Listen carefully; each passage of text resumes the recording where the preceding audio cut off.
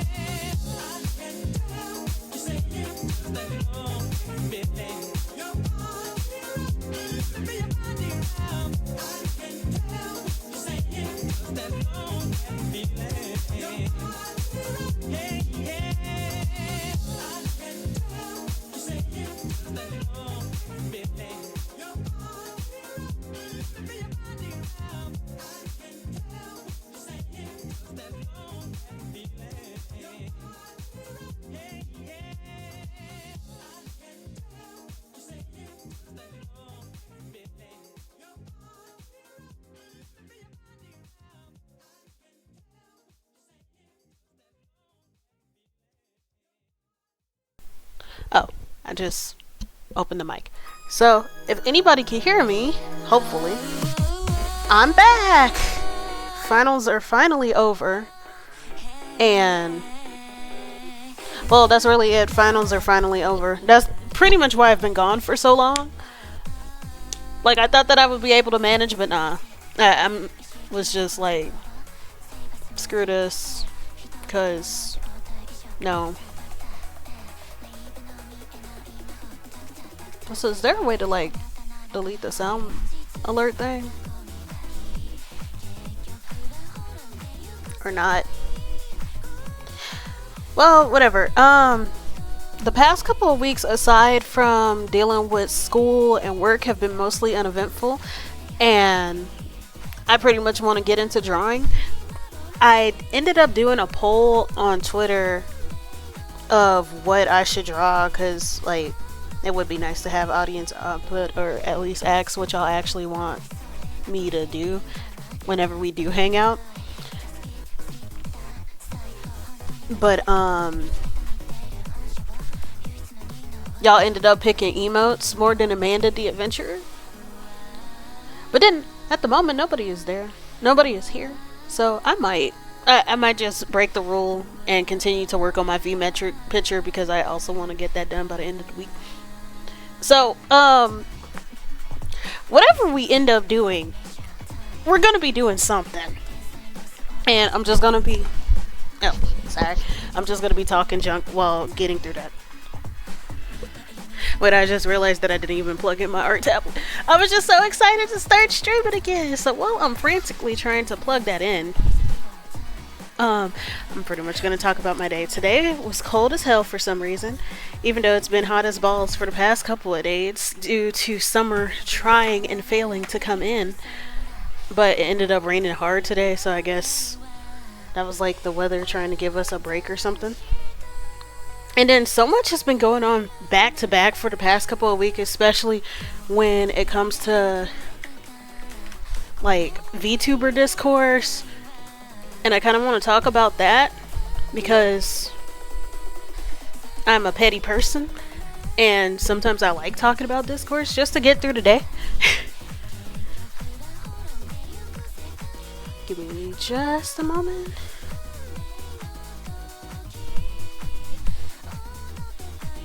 Actually, now I'm gonna be a big girl and actually draw these damn emotes. Let me open the file.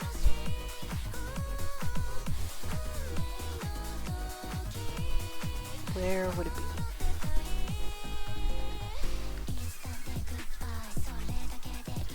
Okay, there it is. So, let's move on over and then we'll start. Also, for those who are new, or actually you really don't have to be new. You technically don't have to be new.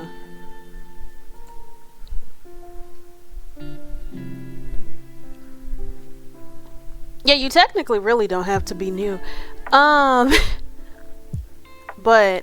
I changed my overlay. And I actually have a talk overlay. I'm so proud of myself. Because graphic design is not my passion. Yet here I am finding myself using it more and more often. So let's see, this is a square.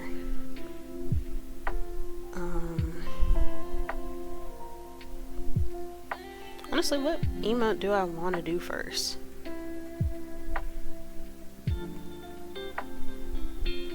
Now that I think about it.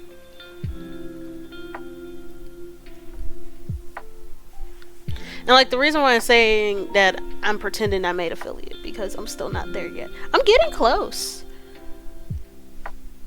I'm really proud of myself. I made it a lot further with streaming than I thought. I made it a lot further than I thought. And I hope that I could continue to go further. Let me change this to background. As I said a couple of times before, I'm trying to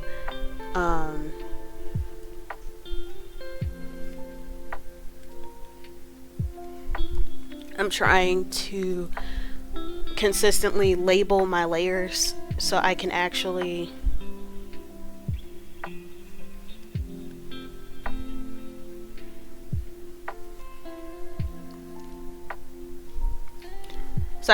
keep up with the layers and not get lost. Because that could get frustrating. Let me have base instead.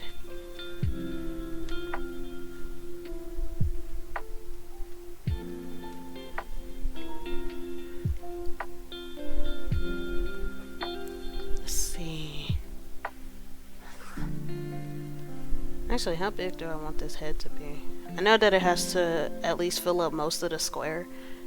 And I have a sort of border around to allow for that cropping. Because I know that sometimes Twitch like auto crops for some reason. For some reason. I don't know why they do that, but... Also, let me make sure I got my references on hand. Because that's also important. Excuse me. Y'all will also be dealing with my immunocompromised ass because I get cold easily.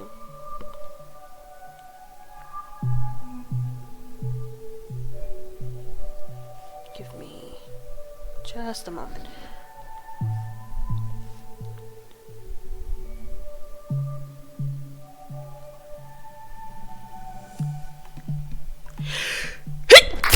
Excuse me. Let me get one more pick. So, about that discourse that's been going lately, for those who haven't been keeping up with stuff, and it's kind of understandable if you don't want to keep up with that kind of stuff, because,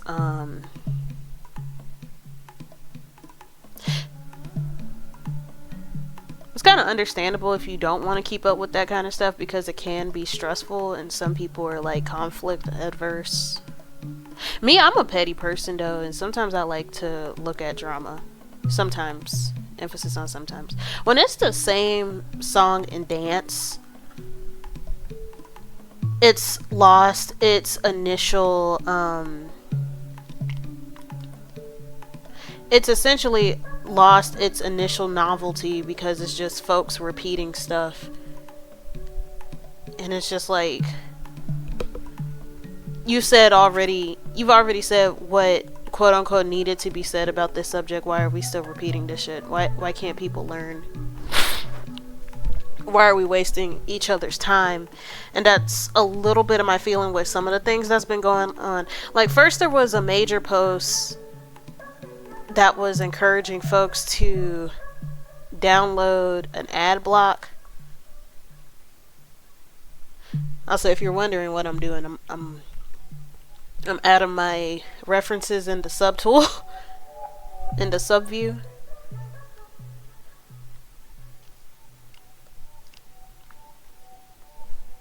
Also, my nose is running. Okay. Let's try this now. Let's try and struggle to draw a chibi head. And then I probably did too big of a canvas for this. But I like working on big canvases so I can actually see the details, but then I'm still gonna have to simplify this. Actually, I know what I'm gonna do. I'm going to download an icon from my website, and I'm gonna use that as a template. Because I made these things myself.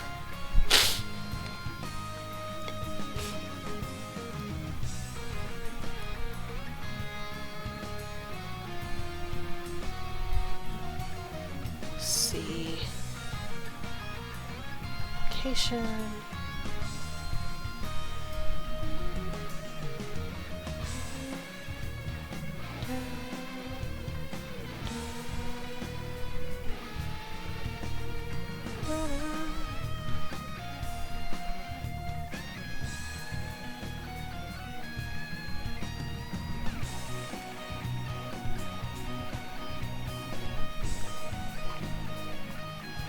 Where's my drive?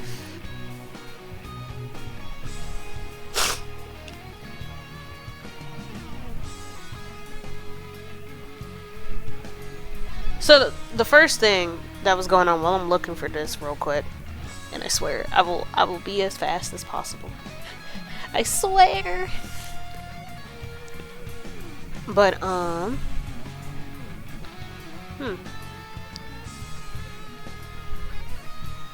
download. Was that somebody was encouraging the use of not a VPN, but an ad block while watching Twitch, and the complaint was that the ads are too damn long, and that by the time the viewer actually gets through the ads, they'll probably leave out of boredom. And of course there was some back and forth and stuff. Like, some people were in support of this because they just mainly care about reaching their audience than they do about whatever ad revenue that they get. Because you know that when it comes to affiliates in particular, they only get a couple of cents, and that couple of cents isn't worth losing a new audience member just see that. Let me ask my sister to give me some tissue. My poor nose.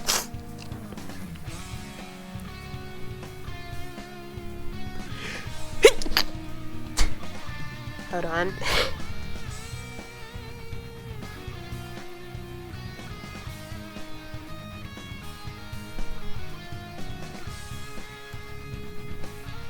That measly couple of cents isn't really doing anything to help anything.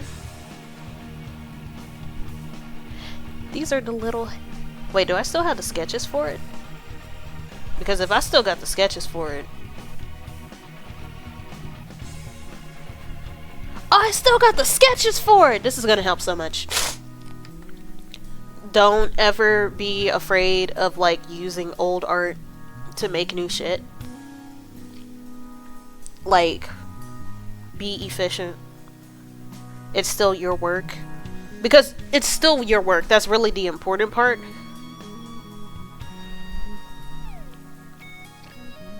But this was a sketch that I made of a bunch of little headshots that I made for my website. So you could tell like what section you're on, and this is specifically for the artwork one. I kind of don't have to use the others because like I pretty much use the same base. Thank you. My awesome little sister came to the rest. Oh yeah, could you also pass me a trash bag, like a Walmart bag? I'm sorry. My little sister came to the rescue and brought me tissues. Because, like, we're asthmatic and shit in this house, so we all end up sneezing or whatnot in different circumstances. And I'm the one in the family who gets cold all the damn time. I cry.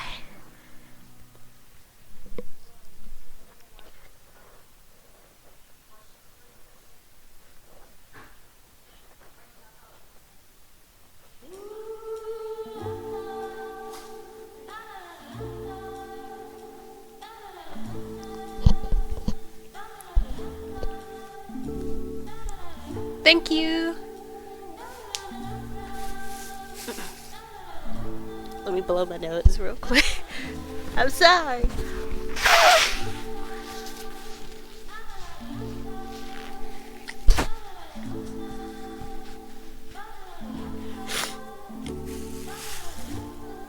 Also, I kind of realized how distorted the I wonder.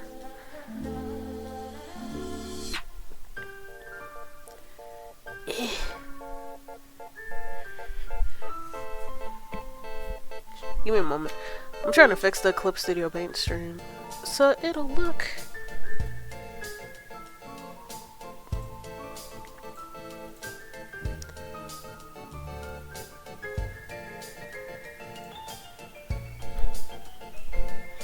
looks really skewed for some reason. It'll be fun.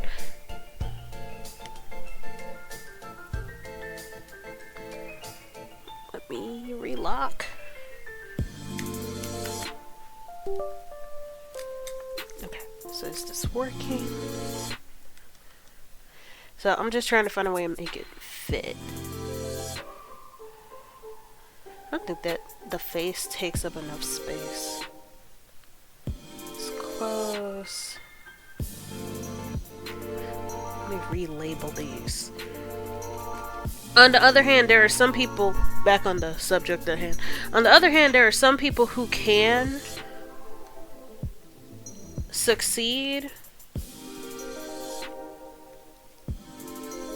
There are some people who are actually able to succeed with that revenue, and if they have a lot of fans who can only help them out through watching ads, then that's tough titties for them. I say that it's not really something to agree or disagree on because people have different circumstances, but at the same time,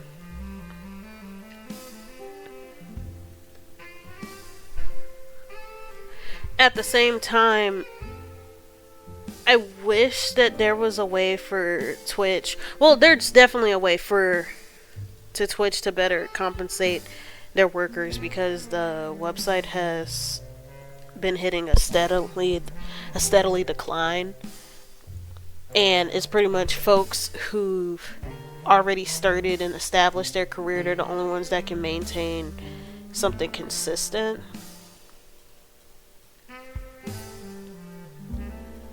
At least that's what it appears to me.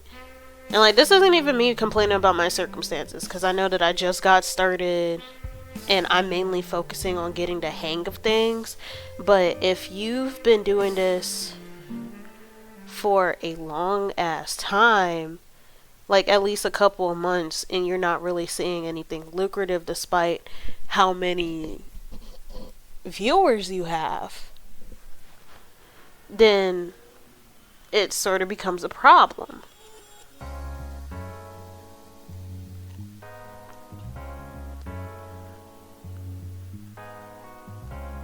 So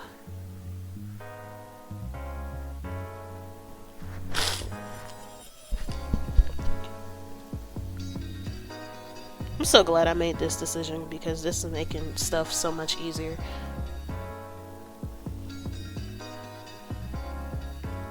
It's so sad that my ears will probably never be able to fit, though, or even my hat, because they're so big. Ooh, it's so big. Zhuka, zhuka, zhuka, zhuka. Shout out Selena. Let's see. These are my eyes.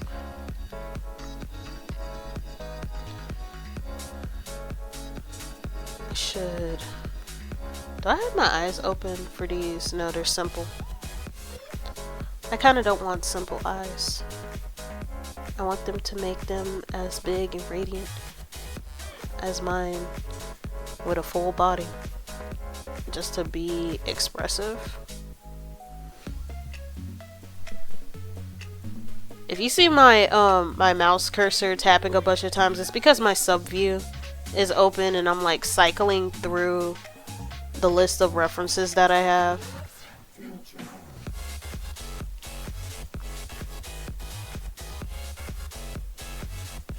Because sometimes I open like 15 references just to draw one thing. But yeah, that's how I feel about the whole thing. Like, it's not a one-size-fits-all situation. If y'all want to use ad block while watching me, I don't mind, because I'm not getting ad review anyways. I'm not even affiliate yet. And even if I was affiliate, like, if you want to jump straight to the stream, I'm not going to stop you, because like I do that. You want to be helpful, just to hear my stuff, honestly. I just want people to know who I am.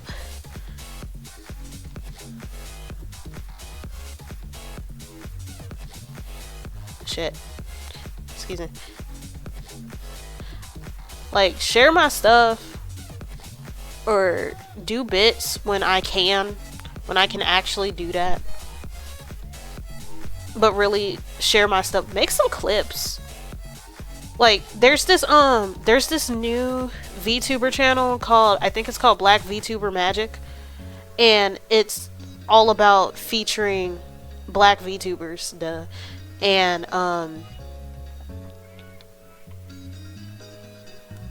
it's all about featuring black VTubers, because you know, we really don't get that much notoriety. Like, there are examples like Keisha Shinobi and Yami Umai, but like, it's not really often that we get coverage and stuff, and we always have to make our own, excuse me, we always have to make our own promotion and stuff for it, which is kind of frustrating. It's nice that we as a sub community are able to, well, it's not even just about being able, we have a desire to boost each other, because we actually act like a community instead of folks saying VTuber community when it feels more about business endeavors and stuff.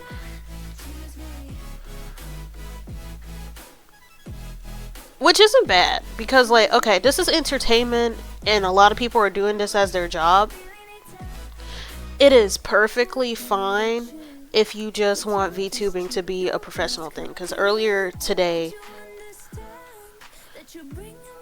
you know what? I'll have this as a base head.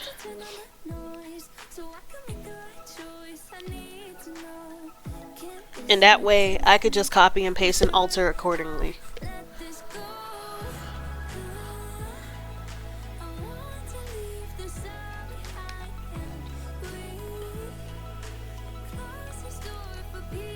The post that I made earlier today, was how you shouldn't expect friendship, or you shouldn't assume friendship from people who are just kind to you. Like, you know how some people are like, I thought you were my friend, and then they're just mutuals on Twitter. I think that it can be not necessarily dangerous, but like, it's self-sabotage when you assume friendship from people who are simply being kind. Like, I feel like I have a lot of VTuber moods, but I don't have any VTuber friends, and that's okay. Because it's not necessarily that I wasn't even looking for friends in this field. I just care about general kindness.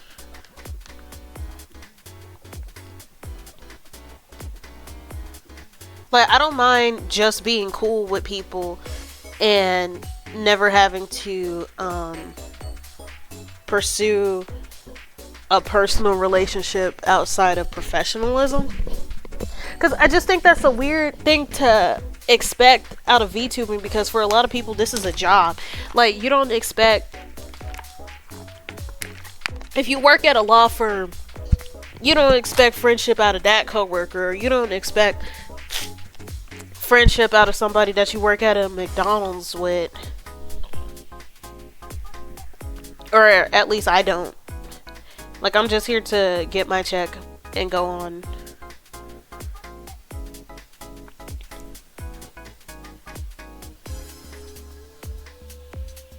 Hold on. I'll have sketches. And then this is the base head. Not the kind that you see in Dare commercials.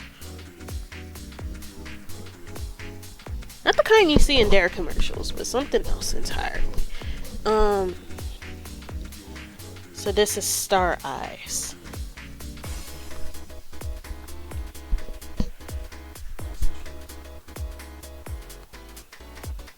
But yeah, I think that people should be content with just simply being cool with folks. Like, it's okay.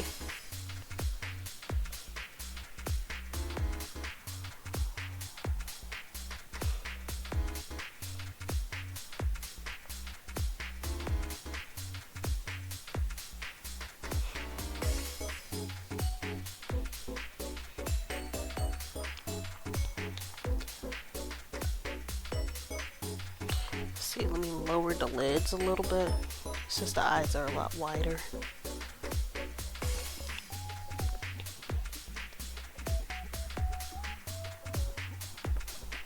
See? It's good to use a base when you're making the base. Not to shit on bases either, because I like YCHs and whatnot, but when you're the one who's making the base, it's a little bit easier to break down because you kind of know the process of it. Like, using bases made by other people, it's a really good starting point, especially when you're learning how to draw. But like, if you're trying to grow, consider making your own and stuff, so you can also learn that process of breaking stuff down and making observations and whatnot.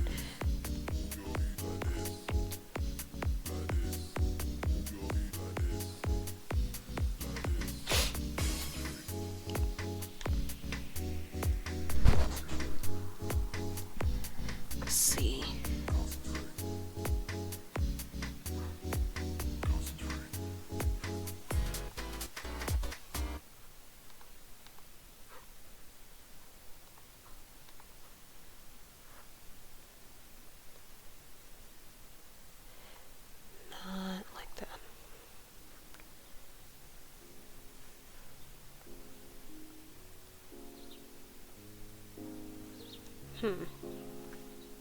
So let me bring up the nose a bit.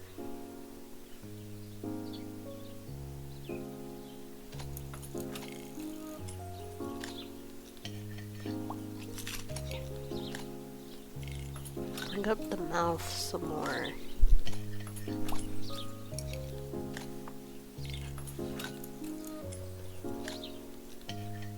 But back to the subject at hand. When I was talking about community and stuff, I really like the sort of black division or the black sector or just the black VTubing community, because I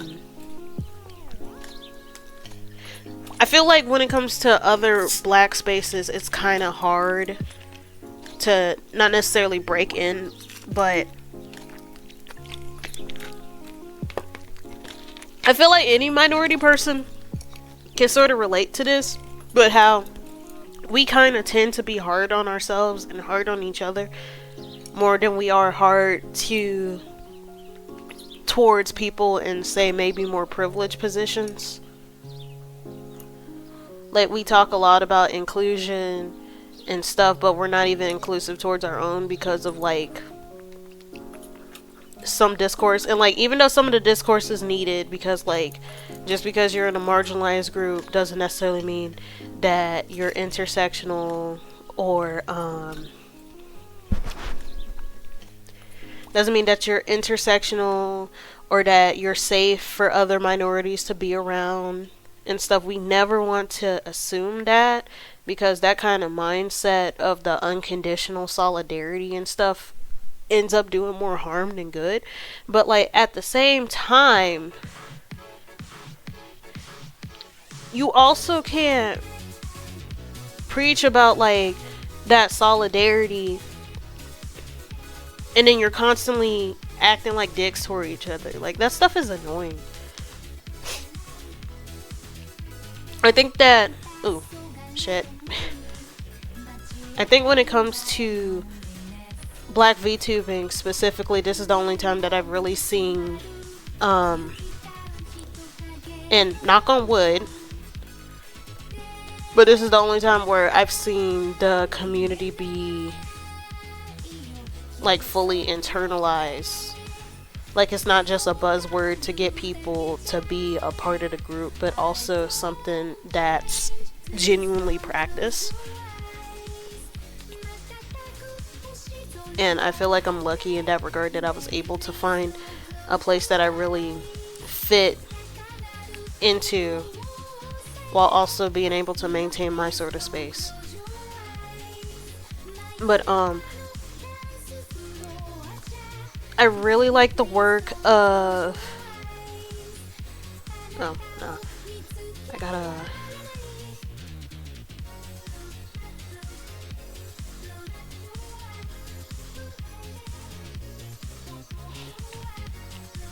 I wonder, do I want to make the star bigger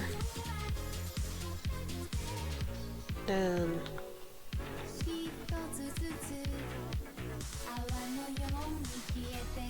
let me turn this into a different layer so I don't mess it up.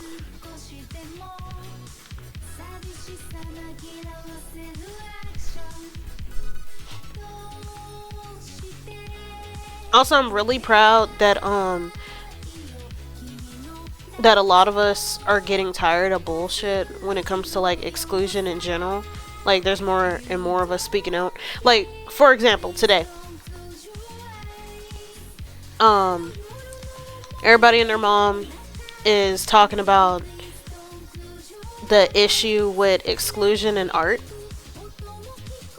because someone was like, oh, artists should be able to draw what they want, and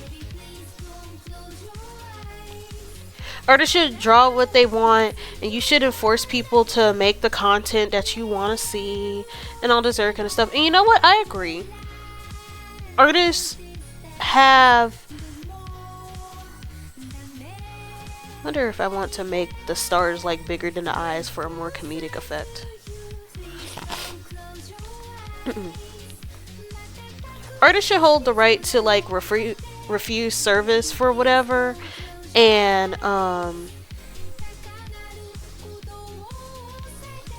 and they're not obligated to cater to your wants or needs or whatever. Because like I don't believe in forcing people to make content, because like art is a privilege, and I'm very adamant about it being a privilege and something that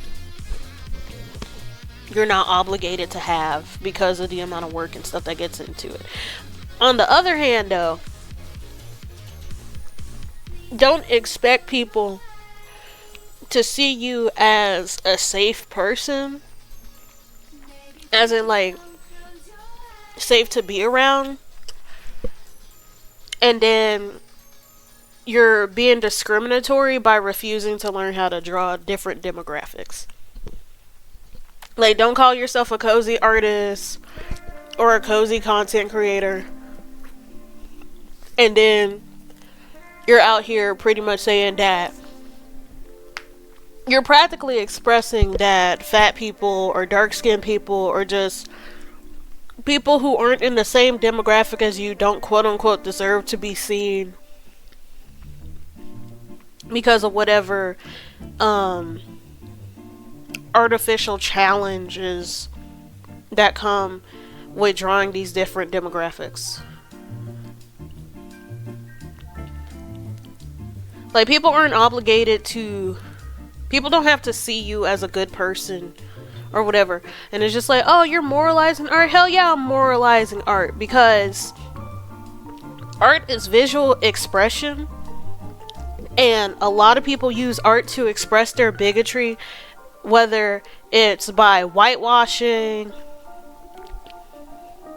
or by drawing hate content and stuff towards these demographics, and in this case being exclusive because you don't want to learn a fucking skill. And like the worst part about it, when you go to somewhere like art school, you're expected to learn how to draw different body types and stuff, for especially if you want to do something like animation.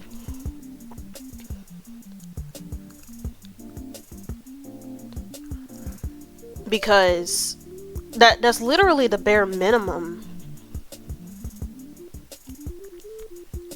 Like, you can't say that you're good at drawing people and then you can only draw one type of person. And it's really pathetic, honestly, because these people want to be called professional artists, or they want to get into fields like animation and whatnot. But then they won't even do the bare minimum that's required in most professional spaces. And these be the same people who, like, excuse me. Some of these folks are the kind who would, like, make those YouTube rants about how, oh, my art teacher didn't let me draw anime and stuff. And that is a real problem, right? And I say that because, like, a lot of American art schools, and maybe even some European ones, tend to be very Eurocentric. And, like, cartooning in general is looked down upon because of its association with children, because people don't respect children. And also,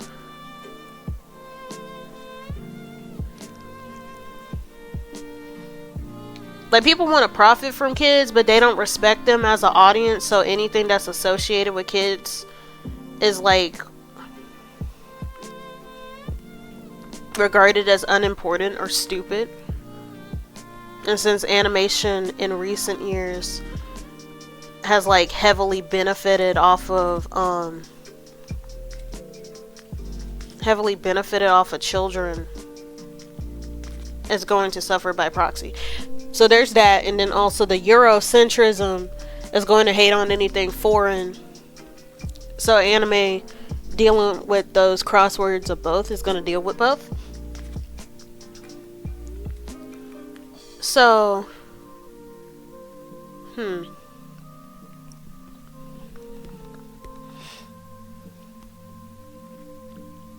So yeah, it's rough out here. But at the same time, it's like, is your teacher shitting on you drawing anime because of the Eurocentrism and the cartoon hate, or are they hating on it because you only want to draw big titty GF number 187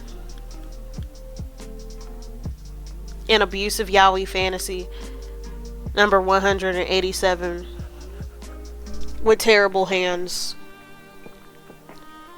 Like, are they hating on you because of the cartoon hate and the Eurocentrism, or are they hating on you because they told you to draw wrinkles and you didn't follow basic directions?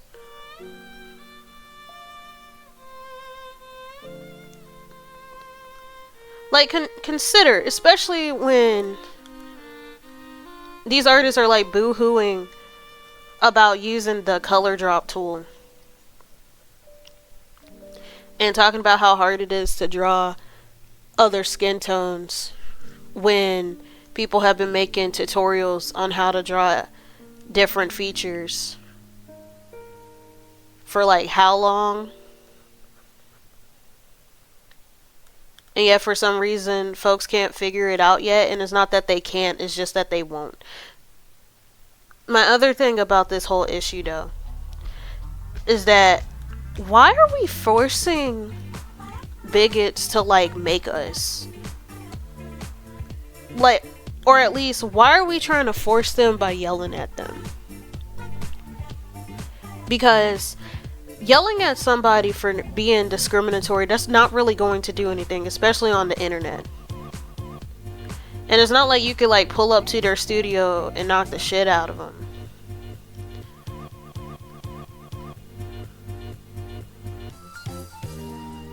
How do I want to draw these hands? It's not like you could pull up to the studio and knock the shit out of them. But like, I don't know, maybe consider not giving them the time of day at all.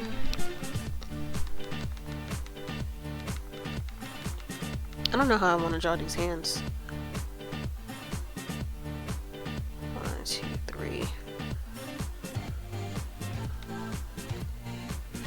Like, if somebody openly admits that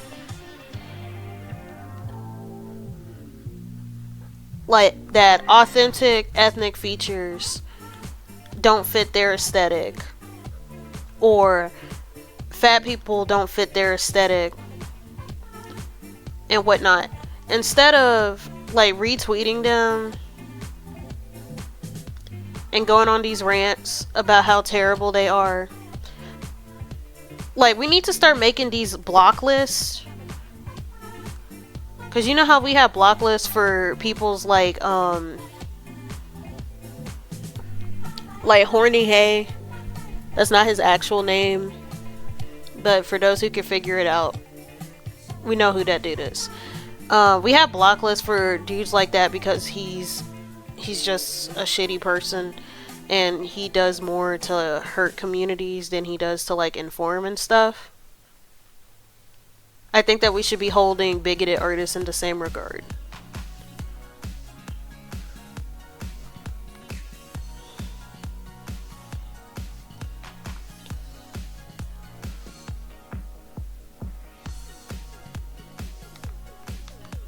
And I think that we as a community would be better for it, because we really shouldn't be giving folks our business and our attention if they're not going to actually serve the public. And even though boycotts aren't effective when it comes to dealing with corporations, the best way to deal with them is to deny them your labor so that they cease to function. When it comes to like individual artists and stuff, boycotting is effective because it's literally just one person. They're not a megacorp who can set that up. And I think that that could do more to strong arm folks and to stop being exclusive pieces of shit. And another thing that's even more important is actually promoting artists who are inclusive from the get-go. Why are y'all, and y'all as in, because it's definitely not everybody, but for those who are like begging the artists that they like who doesn't have a single fat person or a single black person, or hell, not even a single Asian that actually looks Asian.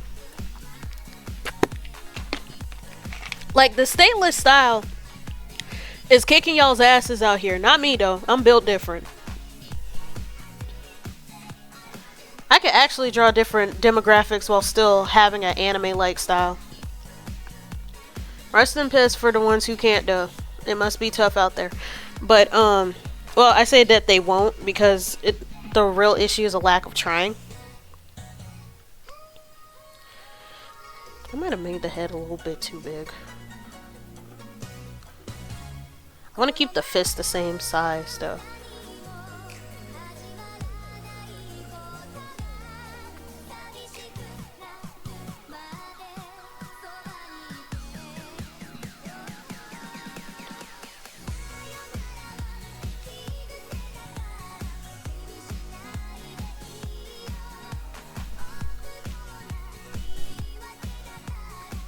I'm so sorry that I zoom out so damn much. Like, it's probably hard to look at this, but like, that's how I better look at things.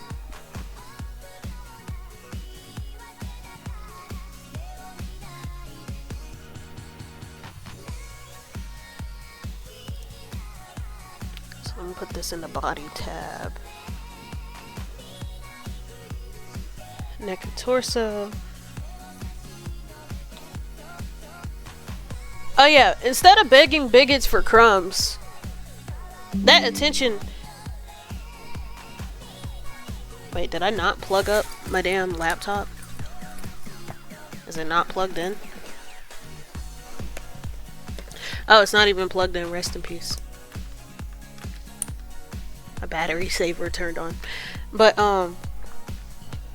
there are so many inclusive artists out there who could use the money. And if for some reason they end up doing it free, like, you could pay them regardless. Like, give them a tip. Because they are doing the Lord's work. By doing what racist motherfuckers won't do.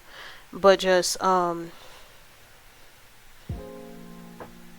even want to use a torso? Like, I feel like I'm doing it because I feel like I have to. Because that's like industry standard.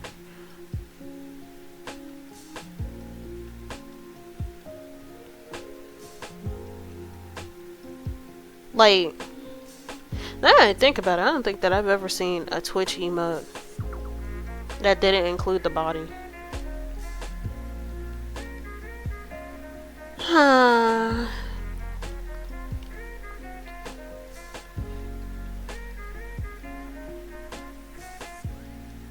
I cry. I don't know what I'm doing! Well, I kind of know. But it's also a mixed struggle. Like, it's not delivery. It's the struggle. I'm on browser. I'm looking at other emotes that folks make for reference. Because I want to do a good job.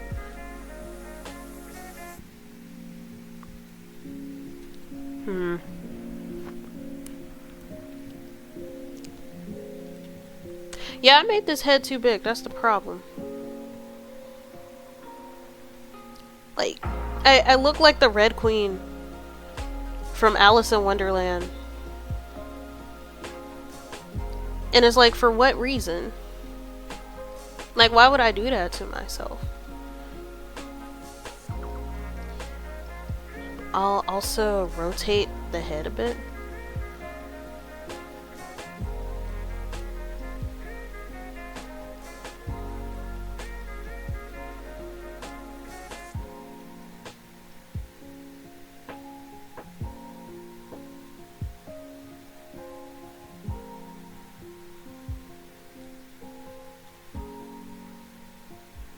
So let me hide the hands real quick and work on the head and torso. But just like, there's so many inclusive artists that are struggling to get more than a couple likes and stuff. And this is partially me projecting. Like, like I don't wanna bitch and moan because I know that just like art is a privilege, attention is a privilege and stuff, but like it's very frustrating to see corporations or like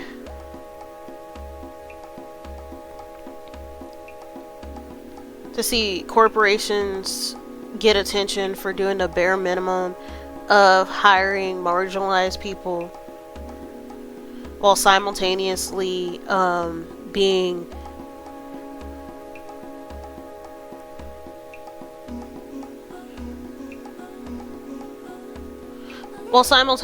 like being discriminatory in their hiring practices and stuff, or like telling their team artists that they gotta lighten the skin of the characters that they design, but like they get dick road for like the little crumb of representation that they give, and then meanwhile like minority artists have to struggle to even get a like. And it could just be very disheartening because like people talk about how they want inclusion and stuff, and it's just like your peers are making the inclusive content. Like, it's out there, it exists, but it needs your support. And I actually wanted to make an infographic about like changing the stateless style, or as the status quo, like just getting rid of the stateless style as the status quo for drawing anime and stuff, because like it's beating our asses. It's collectively beating our asses because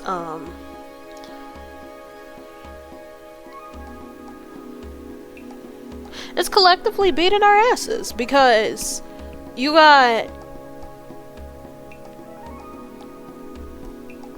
racial minorities who are being denied service because they're proud of their features and they want them to be explicitly shown, but a lot of artists don't want to draw that because it's outside of their art style. And you know, some things can't be drawn in the art style.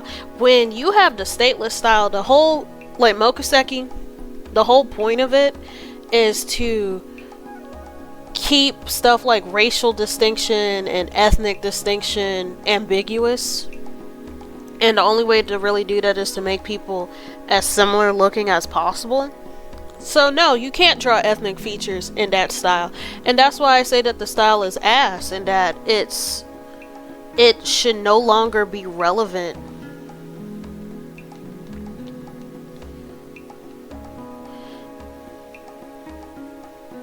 It should no longer be relevant in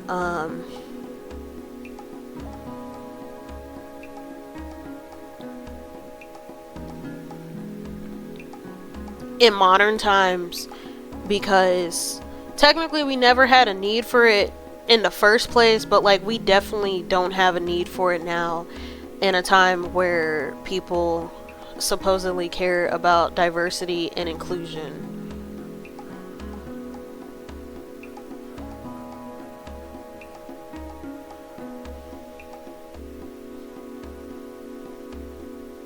Like, I think that it's obsolete.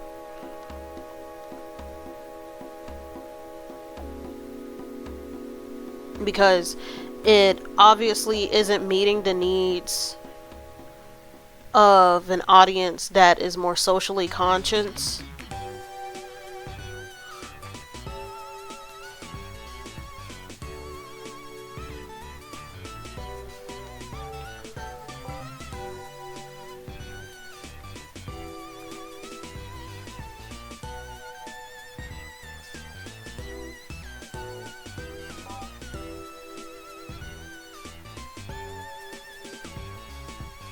It isn't meeting the needs of a now more socially conscious audience.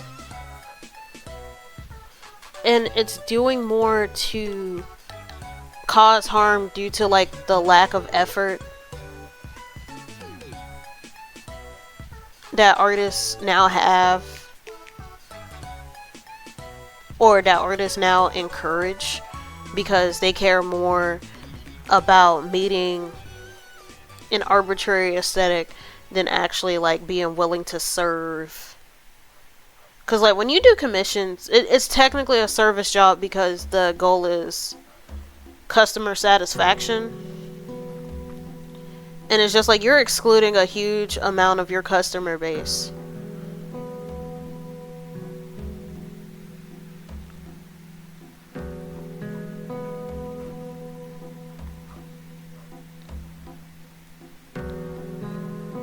Because you're being racist and colorist and xenophobic and fatphobic and all this other kind of shit.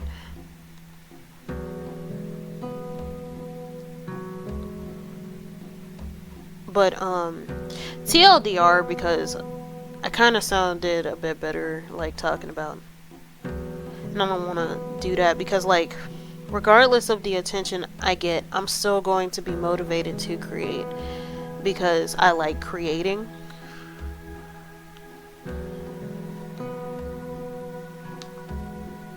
And no amount of frustration is going to make me want to stop. At least not permanently. Like sometimes I'll take pauses because sometimes it gets too overwhelming. But like, I like creating so much that as long as at least one person likes what I have to offer, then I'll be okay. And even if that person is just me, that's fine. Because I created for me to begin with.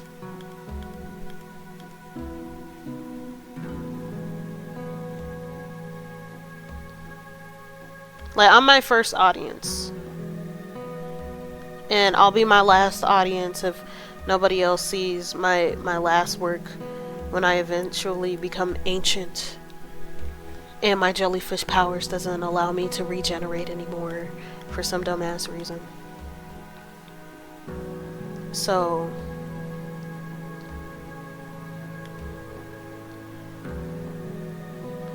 I just want to make that clear. Like, even with my rage towards the industry and stuff, and my rage towards like some of the community problems, especially when it comes to exclusionary practices and stuff, I still have a sense of optimism, and I try to show appreciation for the little things.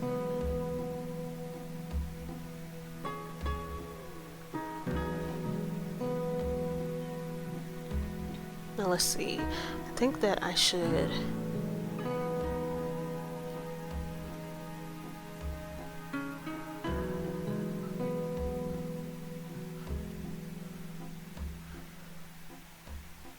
I need to copy and paste the body with base head.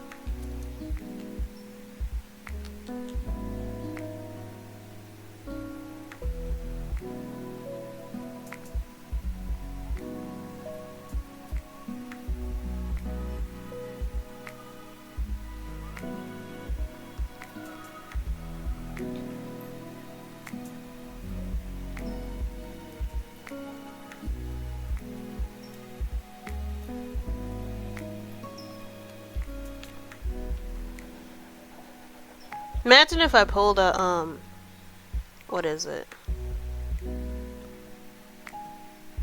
If I pulled a madness combat, and just had the hands disconnected from the body.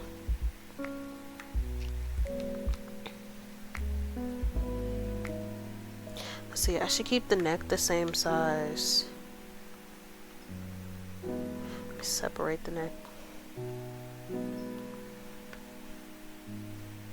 So I keep it the same size and then make the body smaller.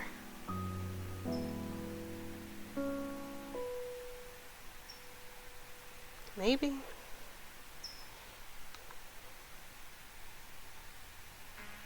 No, I'll just keep the body the way that it is.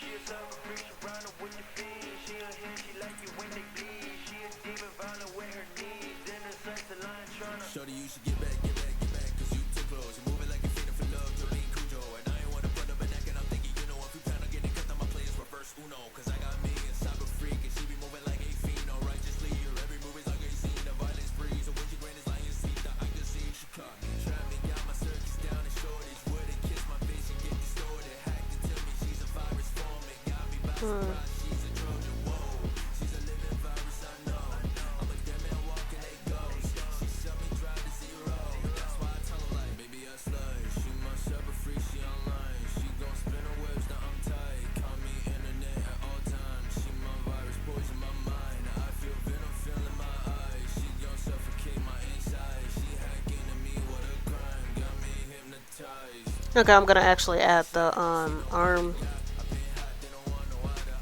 It'll be better for it.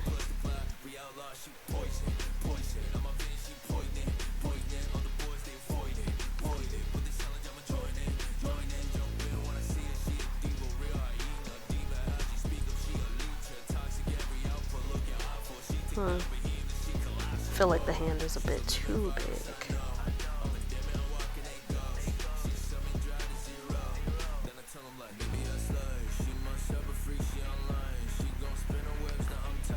Maybe this works better. Lots of experimentation.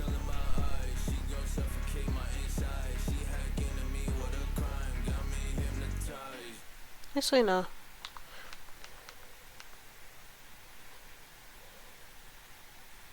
Honestly,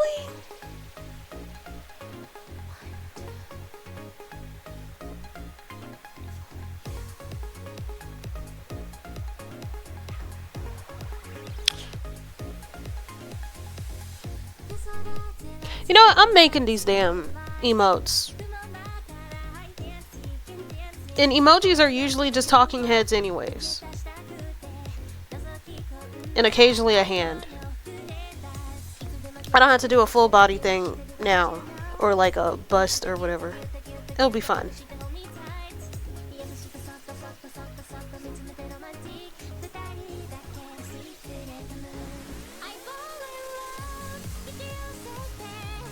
I love you, Paida.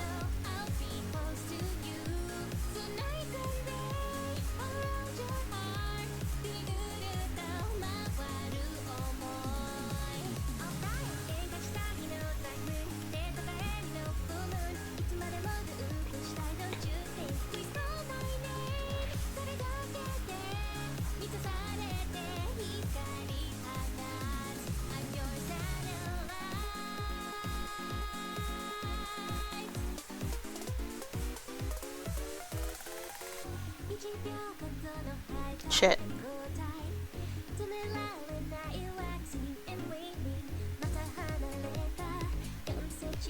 So I wonder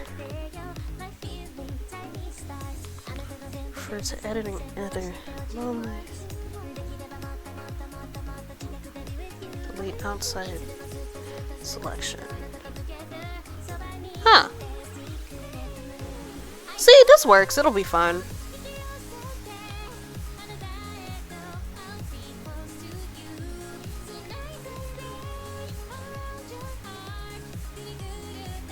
So I'm gonna make this a little bit bigger.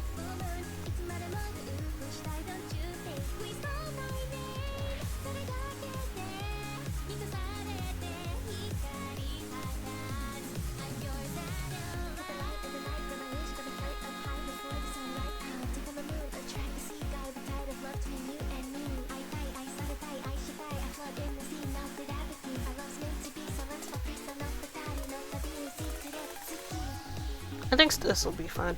Okay.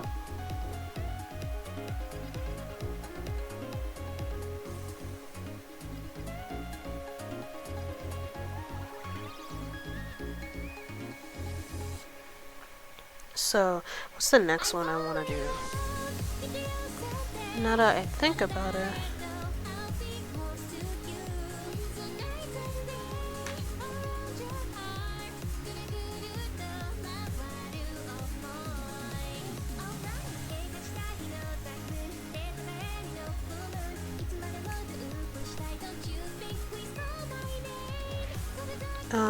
Let's see. It's another common emoji expression now that I think about it. I'm like, now that I'm actually working on it. I don't know, I'll draw her sipping something.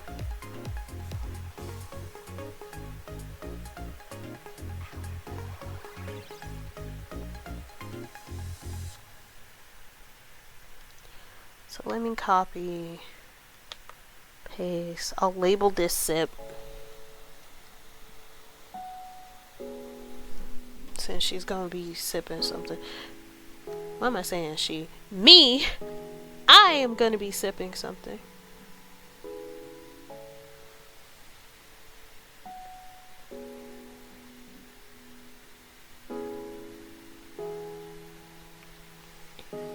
Then I'm trying to make sure that it like matches in size, sorta.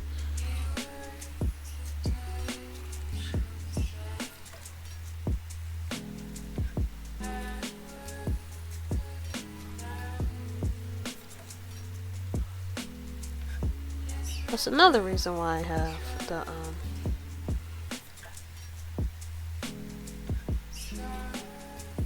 That's another reason why I have the base head. So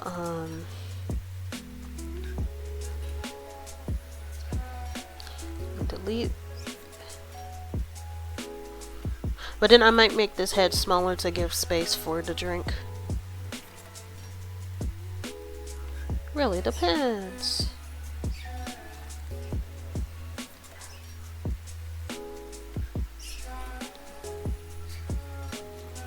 Hold on, I need to find a reference.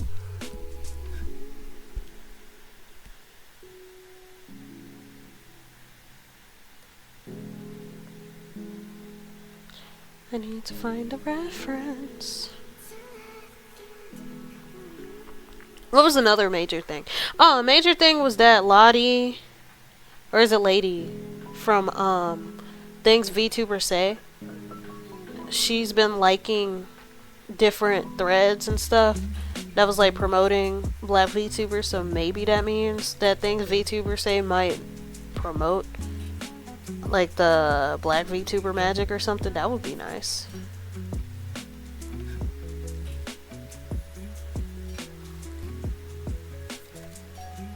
I think it's important for like, we're all in the same community anyways. VTubing is the overall community, and then we have our own divisions based off of our own subdivisions based off of like culture and stuff. Like, there's the furries.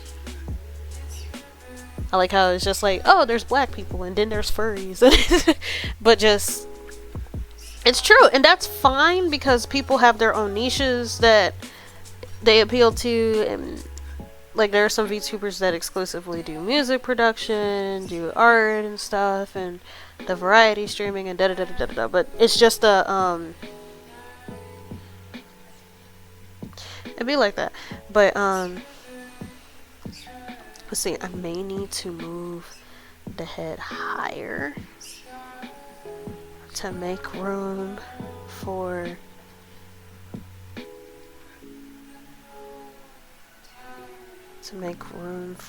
making boba, because I really love boba smoothies. Because like, I know that folks have a teacup when they have tea, but I'm not the biggest fan of hot tea. Like, I have to be in a specific mood.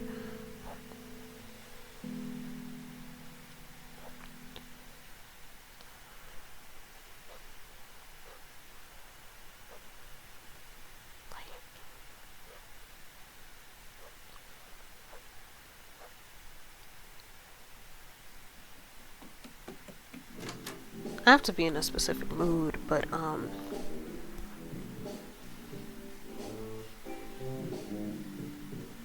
drink boba at any time. My go-to is mango boba with the amber in it and with the milk foam. I love that. Like, I'll drink others, but like in general, I go for that.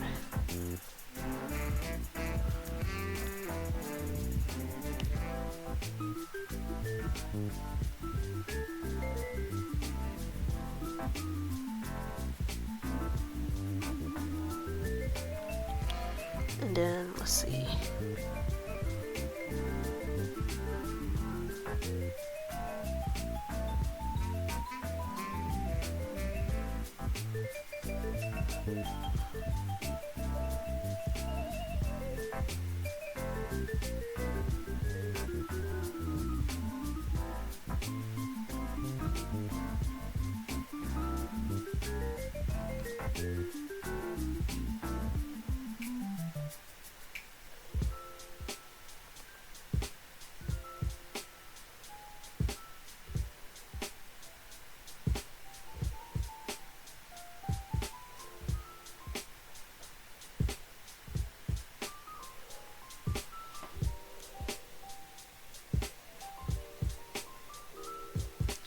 Gotta change the fluffiness of the parts, sorta.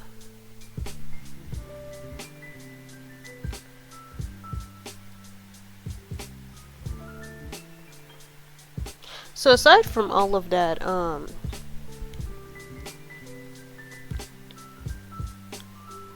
that like angering and inflammatory junk that's been going on, I'm excited for summer.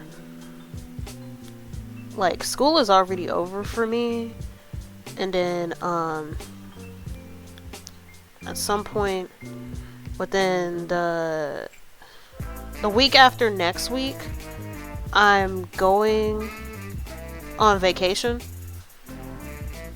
And like, I'm sorry ahead of time. Like, I know I just came back so soon after being gone for like, what? Was I gone for 2 weeks?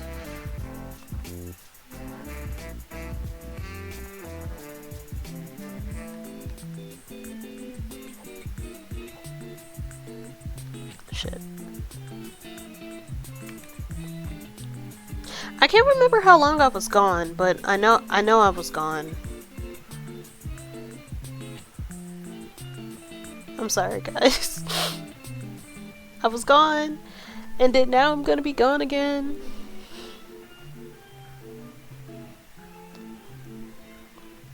I'm like your dad. I come back when I need something, and then I leave after I get the thing. Only to start the cycle all over again. But, I got vacation because my sister's band has a field trip to Disney World, and I'm chaperoning. And hell yeah, I'm going to Disney World.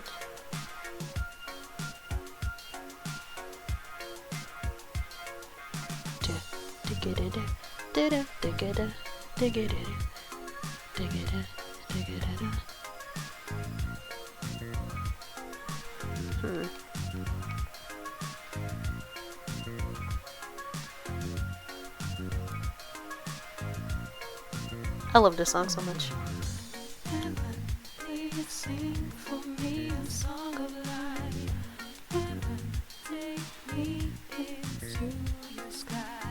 See, this is my problem. I got fucking magpie brain, and I'm supposed to be giving y'all an announcement.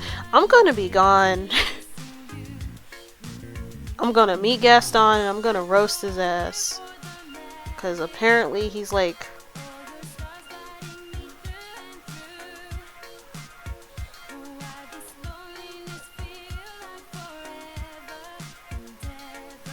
I gotta be in your eyes, baby.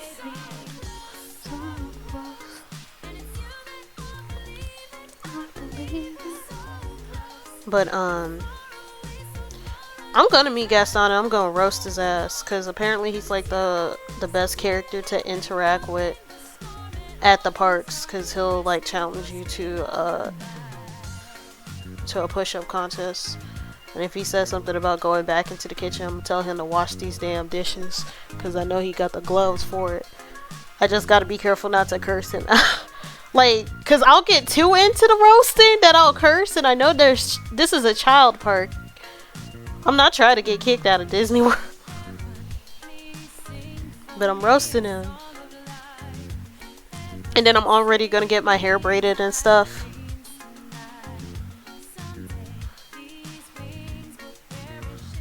You know what? I'll just...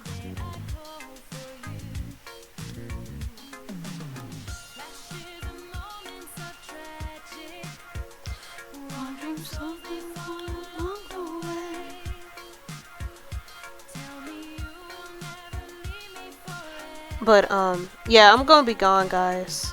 I'm gonna try, like, I'm gonna stream this week and earlier next week.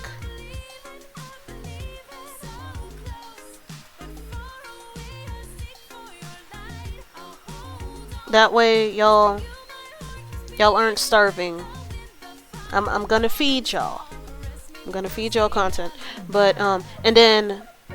if any of y'all follow my Ko-fi, because I have free to use assets, honestly, I can make this into a noodle thing if I felt like it, but I don't even like ramen like that. Like imagine if I replaced the stylus with some chopsticks. I'm not gonna do that though, because I don't like noodles like that, and I'm not doing that just for an emote. But shit, I already forgot. My poor golden retriever brain, or my magpie brain. Well, no, magpie is when you like shiny things. Golden retriever is when you get distracted in general. It's like squirrel. But, if you follow my Ko-fi where I post free to use VTuber assets, I only have 2 right now, but I'm going to try to get the other 2 out before the end of the month. Because I go on vacation at the end of the month, and the themes that I have going on, like the V-Metric magazine, that's the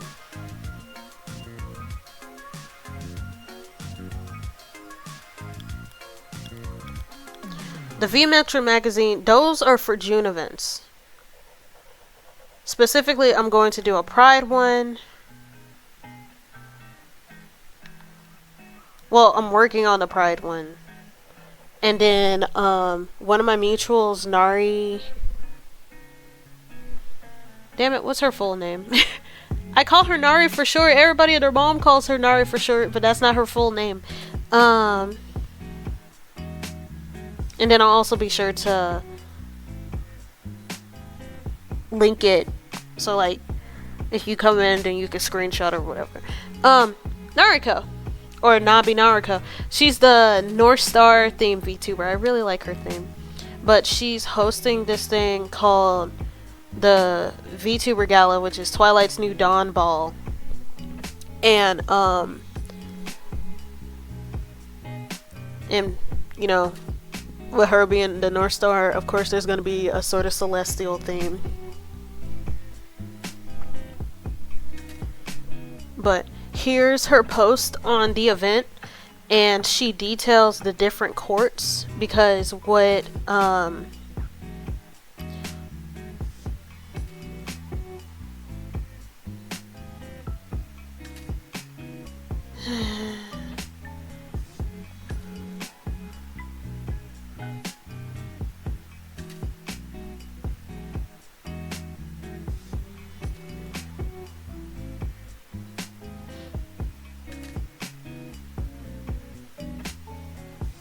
I'm trying to think. Shit. There are different courts that are based after gems, and it's recommended to bring somebody to the event.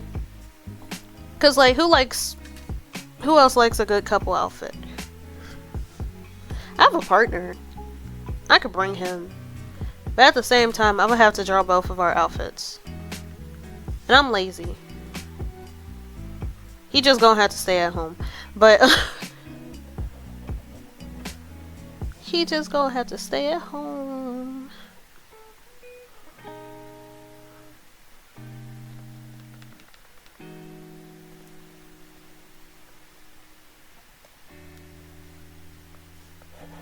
But I'm gonna try to have those out in the coming weeks. Like, I am almost done with like the sketching phase. Well, I'm technically done with the sketching phase of the person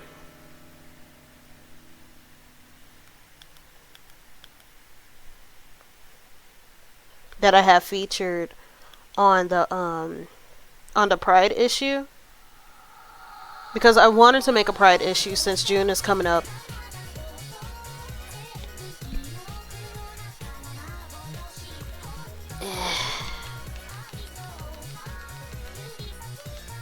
But I'm also not LGBT, so I didn't want to use my avatar. So I'm using one of my OCs, so I still have an example to use.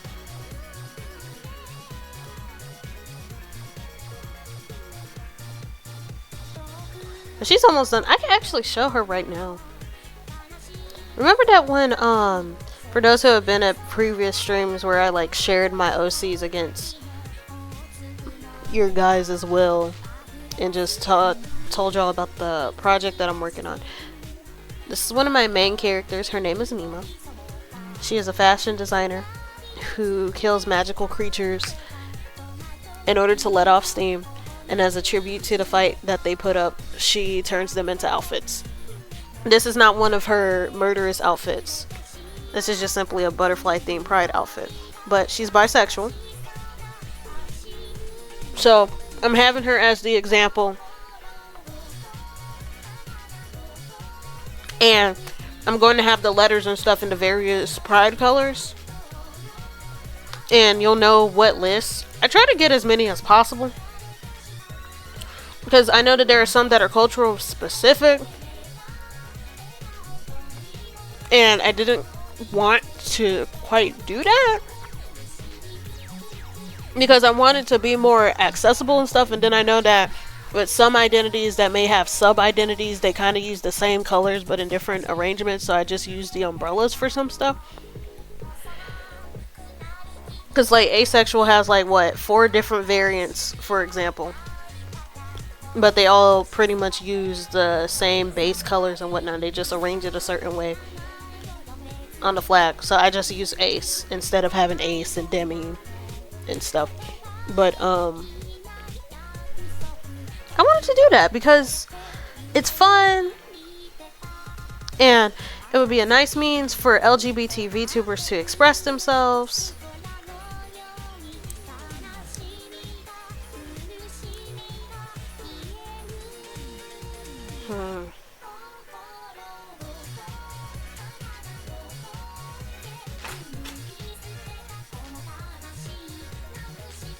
And it'll just be nice all around. So I'm doing that, and then the week after, this weekend I'm going to try to post the Pride one to actually give folks time, because that's the thing, I want these out before June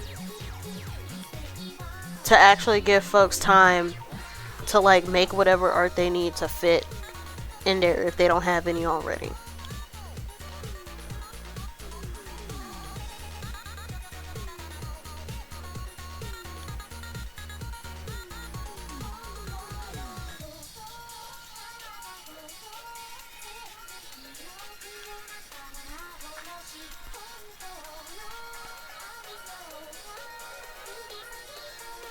Let's make this.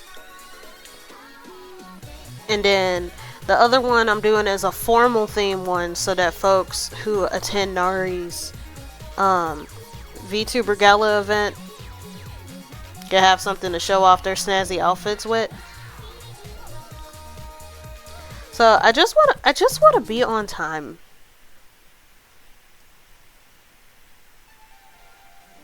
Like, I have a thing about being on time, not just because it's like professional and stuff, but also because of growing up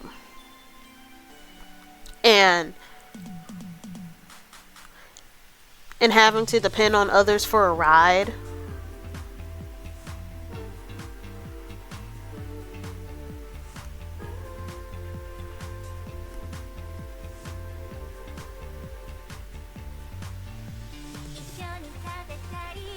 I'll bring this up some more.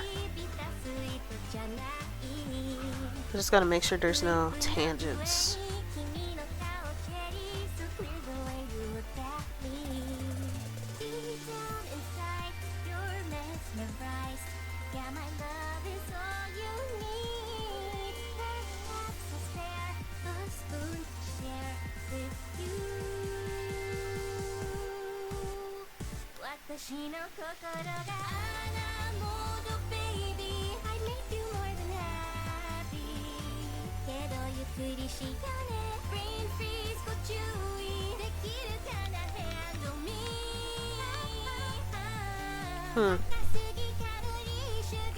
So you're essentially getting 3 free assets to use this month, to use for next month and July, because the Black Card Gala is also happening as well, and you could probably use the formal for that. The Black Card Gala is an annual event hosted by Black Card members, which is essentially this. It's another guild dedicated towards inclusion and stuff in creative spaces, but it's more art specific. Like, they do promote streamers and stuff because they collaborate with stuff like Code Coven. I don't know if they collaborate with Black Girl Gamer Code. They definitely collaborate with Inkblot.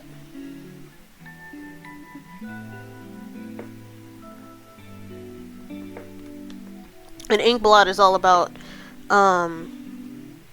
creating better artists' social media and stuff, because you know how DeviantArt has failed the community. And then they also care a lot more about inclusion as well.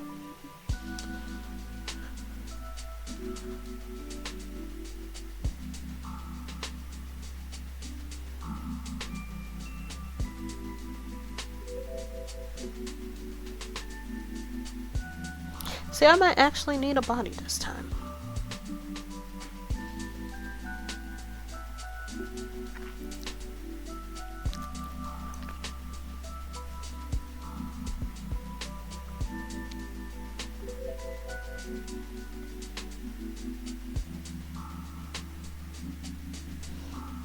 So let me shrink this hand a bit, or just bring it down.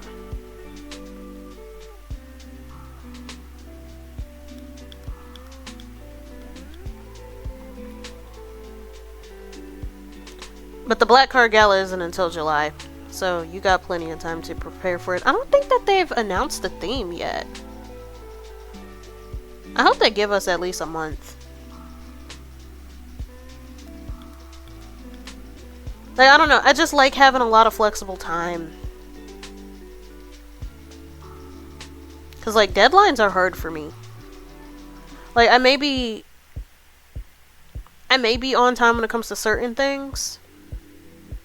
Like, I may appear perfect at being punctual, but that's really because I freak out a lot about being late. Like, you could say that I guess it's trauma with having to depend on others to be somewhere, and then being the only one who actually puts effort into get into that place. And I understand that you're technically on the other person's time because it's their car, but it's just like, if you volunteer to pick somebody up, don't be a dick. Like, you would think that being on time should be a part of doing that favor, but that's too much to ask for from some people. And it's even worse because, like, you could be the one putting gas in their car. Like, you're trying to accommodate them just so they could pick you up.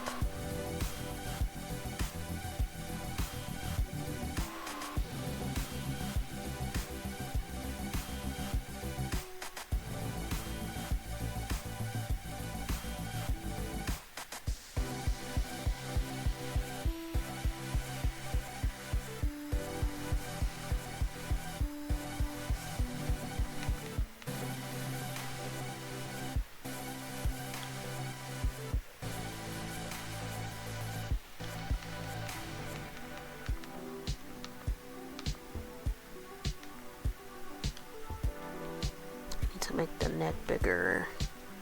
Actually, let me fix that with the original so I don't have to constantly fix that every time. But no, that stuff sucks.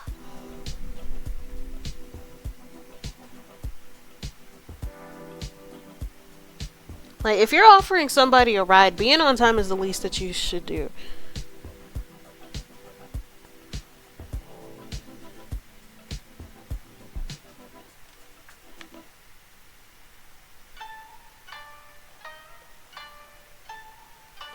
Like, yeah, you're doing the person a favor. But, like, that's not something to take for granted. A lot of people don't like having to ask others for transportation because of that sort of dependency thing. And most people would prefer not to be dependent on others for transport. Simply because it can be an inconvenience for everybody, not just with the on-time thing, but it's just... I really hate our infrastructure. Like, I live in the US, and it's very car dependent, and I know why. Because, they lobbied against mixed zoning and public transport because making people more dependent on cars will drive their profits and stuff. But at the same time, it's just like...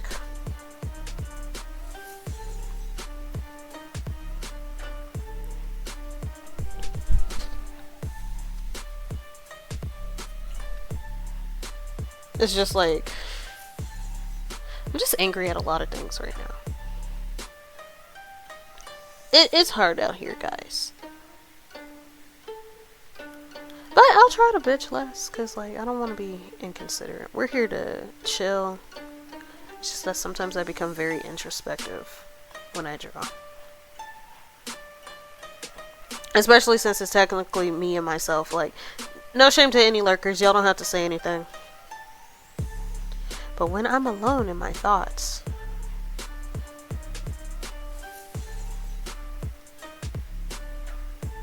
that's where, like, the moments of rage sometimes set in.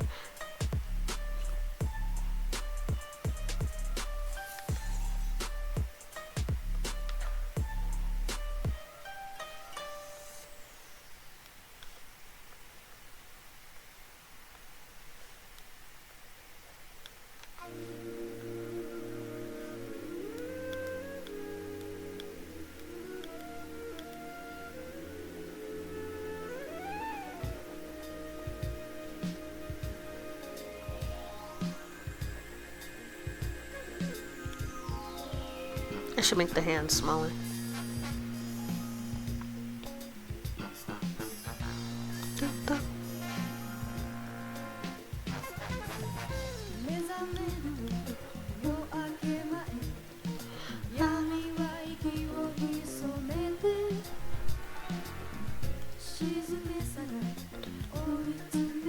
You know, I would like to do a karaoke stream someday. Because I like singing. As you can see, like, I be jamming.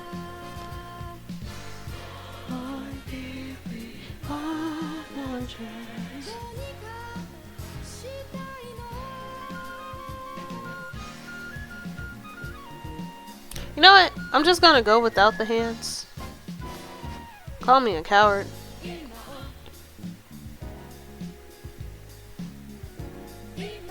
I'll just draw the thumbs. Honestly, I could just... I'm making shit too difficult for myself.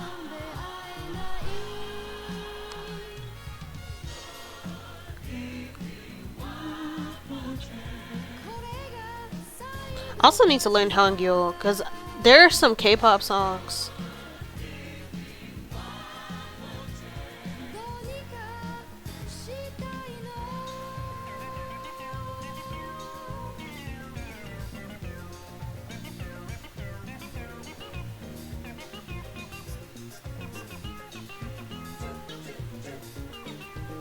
Damn it, I forgot. Rest in peace. I forgot what I was gonna say. I'll think of it in a moment. Oh yeah, I want to do a karaoke stream because I like to sing. And I want to learn Hangul. Because, I actually like K-pop. But it's hard for me to sound shit out, and apparently doing a romanized version of it isn't the best way to learn how to, like, pronounce shit.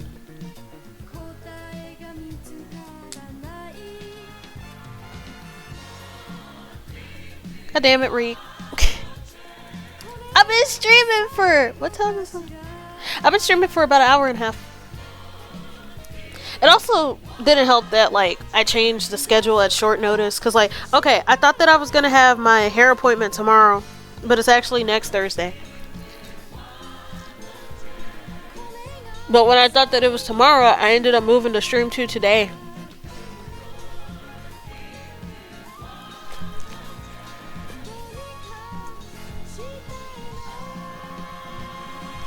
So, yeah, it's next Thursday. And then it's gonna be really simple. Or at least more simple compared to the other styles that I've had. I'm getting my hair braided to sort of look like Ahsoka's tendrils. Since we're going to Disney World, the Sunday after this upcoming Sunday. And I'm going Disney bounding. Like, you know how you could do Disney bounding, which is essentially it's not cosplay. Like, cosplay is only allowed on Halloween at Disney World and Disneyland because they don't want the kids to get confused, and they don't want any kids to, like, get lured away. So what you do is Disney bounding, which is when you're wearing it inspired looks by the characters. So, like, you might wear the same color scheme or maybe some of the same accessories, just not a full-on outfit. So, like, I'm gonna get some blue and white hair and get that braided into, like, 3 big braids to match Ahsoka's tendrils. And I'm gonna go roast Darth Vader if I see him at Hollywood Studios. Did I tell you that I was going to Disney? Because my sister, she has a band field trip and I'm one of the chaperones. Because hell yeah, I'm going to Disney World.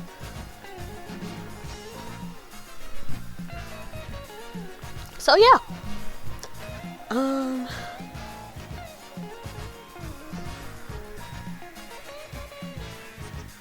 Also, don't mind me, I'm looking up a reference on, like, how I could possibly draw hands on the boba thing. Because I'm having a hard time.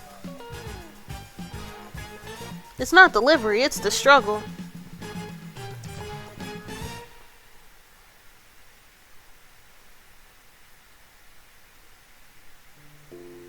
You know what? I'm just not gonna draw the hands. I'm too scared.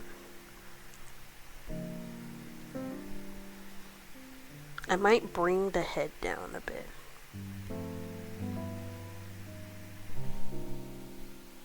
Yeah, that's a nice trip. What we're going to do is do a performance, and then we're attending a clinic. And then after, like, the performance and the music clinic, we'll be going to each park for, like, a day.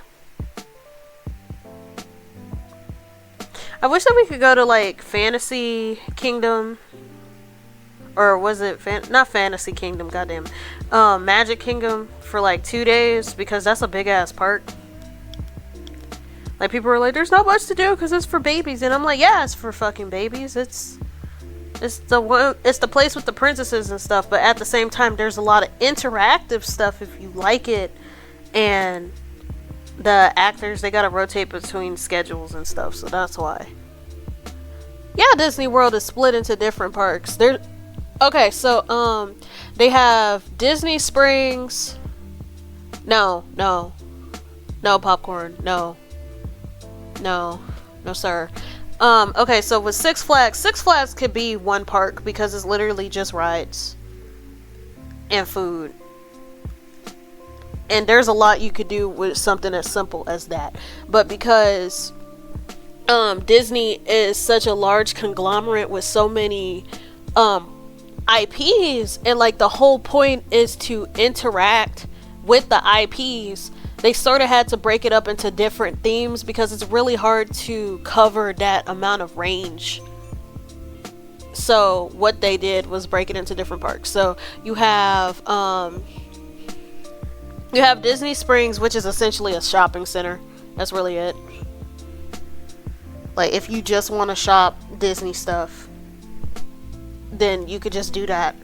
And then you have Magic Kingdom, which is the largest one because it's based off of the Disney princess, and also most of the fantastical stuff like Peter Pan and Fantasia and whatnot. And then even the parks themselves are broken up into different smaller sections as like sub themes, and I'll get into that in a moment. You have Animal Kingdom, which is self-explanatory. It's both a zoo and it deals with a lot of wildlife conservation because zoos are like required to do that, and also medical research and whatnot. But you can meet Russell from Up because he's a wilderness explorer and whatnot. And they also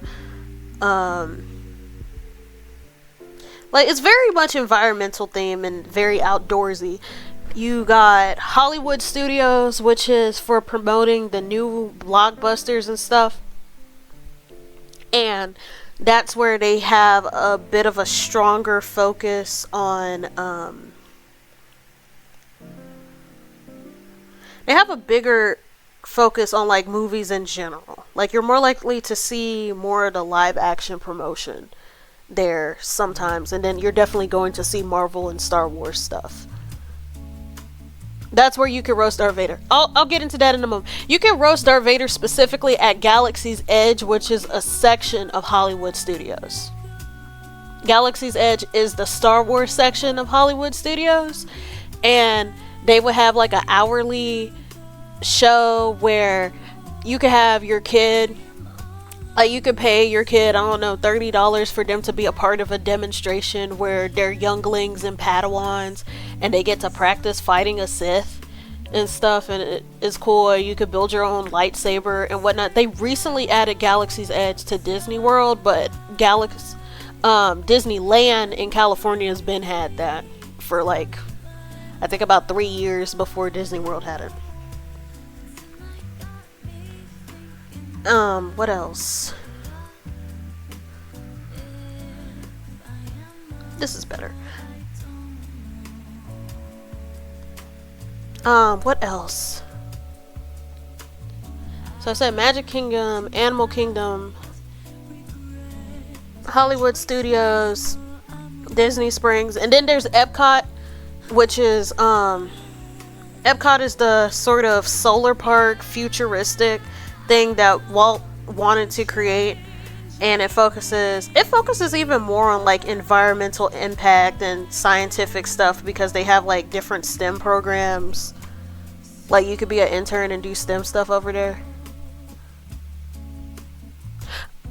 Well, technically Darth Vader is just Anakin. Like, they usually only have them fight Darth Vader in sometimes Maul, at least from some of the videos that I've seen. To be honest, I would rather fight Darth Maul. Darth Maul is the best Sith in the main continuity. Like, he's my favorite. So I'm a little bit biased, but I say that he's the best Sith because, like, he truly embodies Sith values. Like, people are like, Darth Vader is the best Sith. He's one of the strongest dark side users, but I don't see him as a Sith himself. Oh shoot, so just Order 66 rerun, but they went, yeah! What if the Padawans jump Anakin? The alternate ending. You know, I feel like Maul better embodies Sith values because, like, he was, like, the whole thing about the Sith is that they're supposed to, like, there can only be two, which I think is fucking stupid. That's like that's technically the newer one because, like, for like Generation Sith. Oh, hi Midnight. Welcome. But what's that happened again? Magpie brain. I cry. With Sith is they used to like exist as a big community and whatnot, but then there was like too much infighting and whatnot. So like there was this one Sith, I can't remember his name. He was just like, yeah, we're gonna have it where there can only be two, and you're supposed to, because one of the biggest things is about striving towards ambition and whatnot, is to scheme and blackmail and all this other kind of junk. So your goal is to surpass your teacher in hopes of being the top, and then you have your own apprentice and stuff. Yeah, I'm talking about Star Wars because I'm going to Disney World in a couple of weeks, and I was sort of explaining the park and stuff, and then I started talking about like characters that I like. I'm essentially saying that Maul is a better Sith than Darth Vader, because like pretty much one of the biggest tenets of being a Sith is to be ambitious, right? And you're supposed to surpass your master and whatnot by learning whatever you can, and then you're supposed to kill them because they wanted some sort of social Darwinism sort of bullshit, which I think is kind of stupid, because like that's how the Sith managed to fall apart, because they started doing all that backstabbing and stuff, and it just made, I feel like it made the Sith weaker. Like two very strong Sith, especially if you're going against Jedi. I would rather have an army. Brutus would think Caesar is Sith worthy. Yeah, Brutus is more like a very staunch Jedi. You're gonna make a lightsaber or a droid while there? I might make a lightsaber and I might get a purple one. Not only is purple my favorite color, but Mace Windu is one of my favorite Star Wars characters.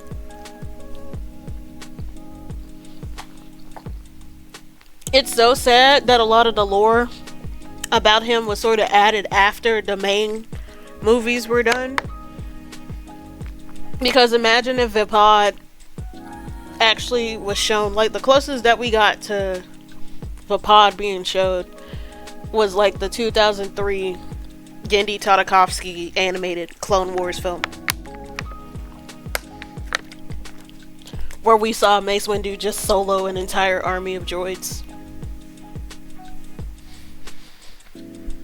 And then technically we saw it when he fought Palpatine. Don't count what you don't have.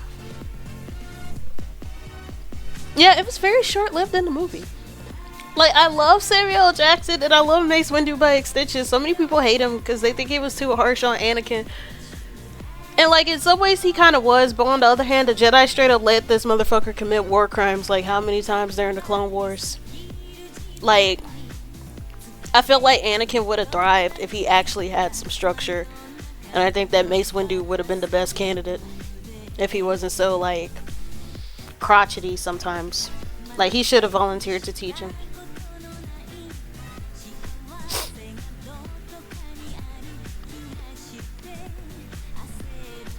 What am I trying to find?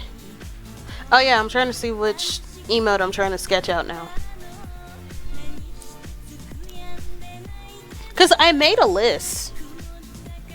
It's just I keep closing the list out because I forget.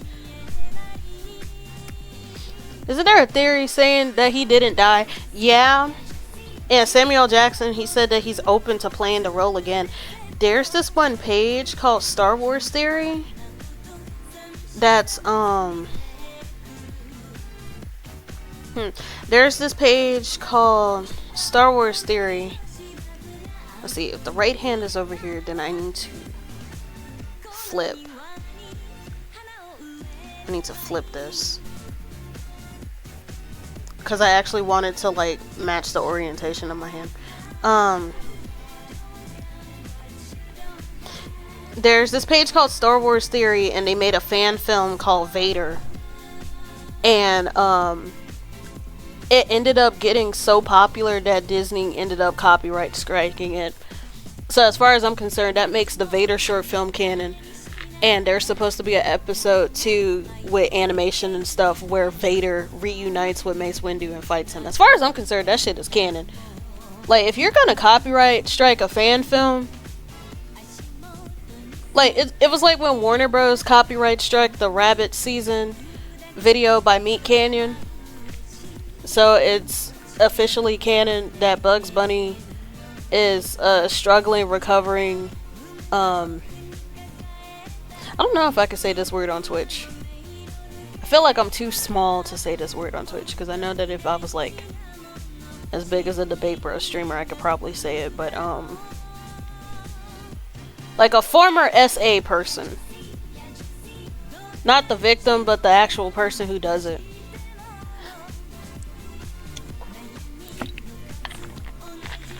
Yeah, that's what I mean. It's just like, if you're gonna claim people's fan content as yours, as far as I'm concerned, the fan content is real. Probably gonna get rid of the body.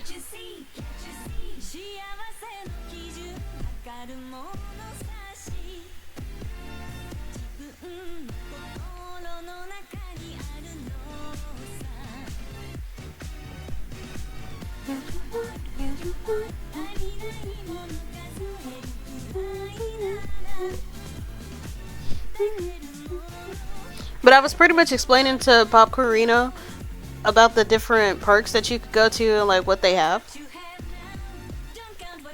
We're pretty much going to each of the parks each day.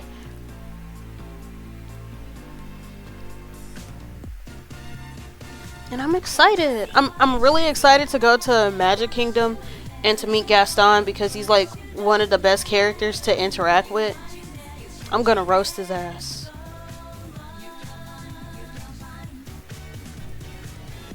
Like, you don't understand. I gotta.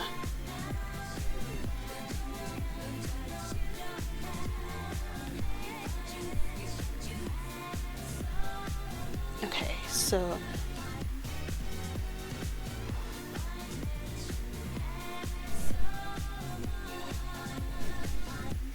like, I'm literally gonna pull up and be like introducing the winner of the Nobel Prize. Like, I'm getting his ass. I just gotta remind myself that I'm in front of children's and to be careful not to go too hard and start cursing, because sometimes whenever I roast people, and even in professional environments, it's just like, it's hard.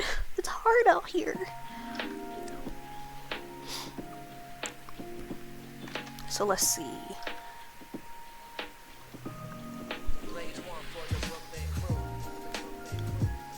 So let me edit this hand.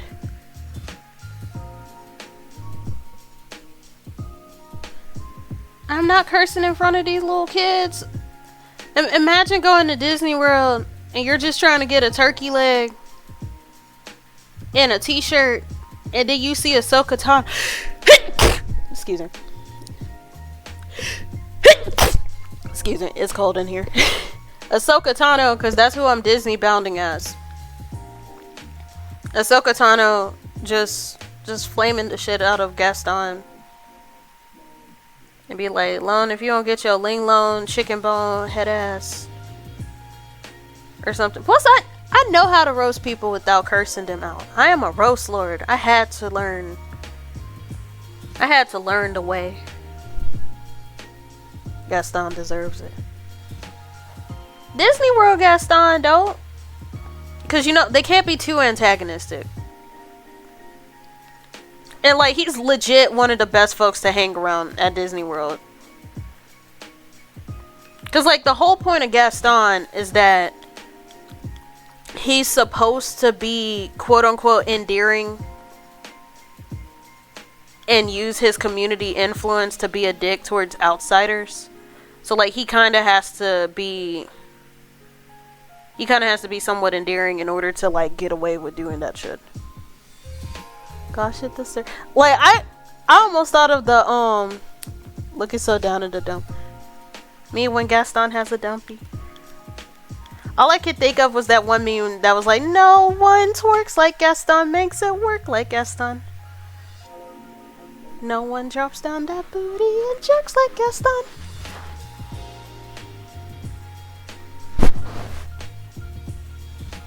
No one chills like Gaston. Nah, no one twerks like Gaston. Didn't you know that when he was in the military in the live action version? What's that one video that was like, hoorah! And it was just black army dudes twerking.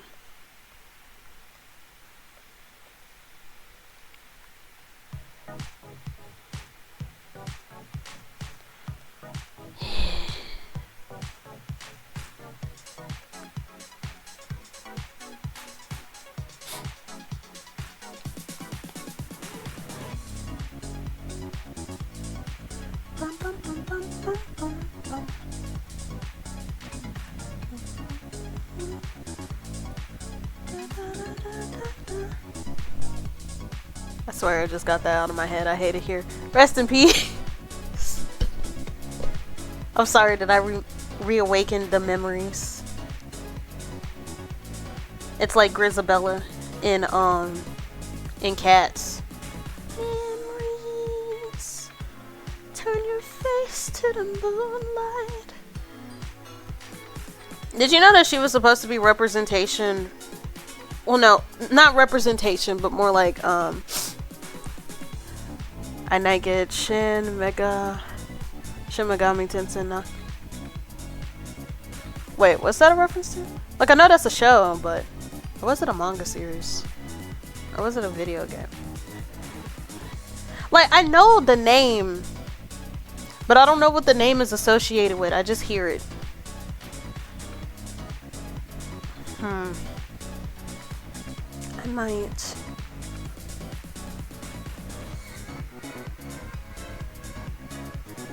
So where I put the hand?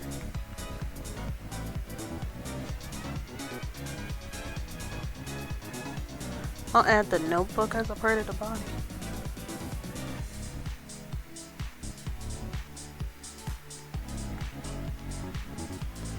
And then rotate a little bit.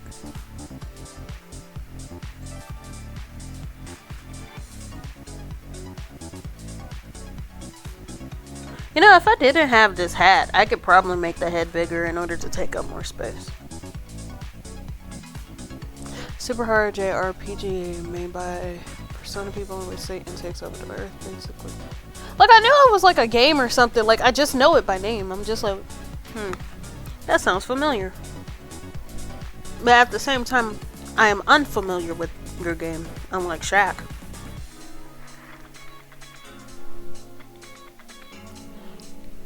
Oh, thanks. I love this hat. It's just that sometimes it gets in the way sometimes. Like, I had this motif where no matter what kind of outfit variation I have, I wear a hat. I kind of regret putting that limitation on myself. Which is why when I did the swimsuit picture, I just refused.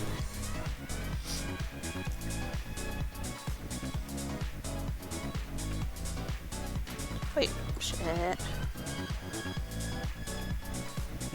You know what? I'm gonna get rid of the body for this one. And just make the notebook hella big.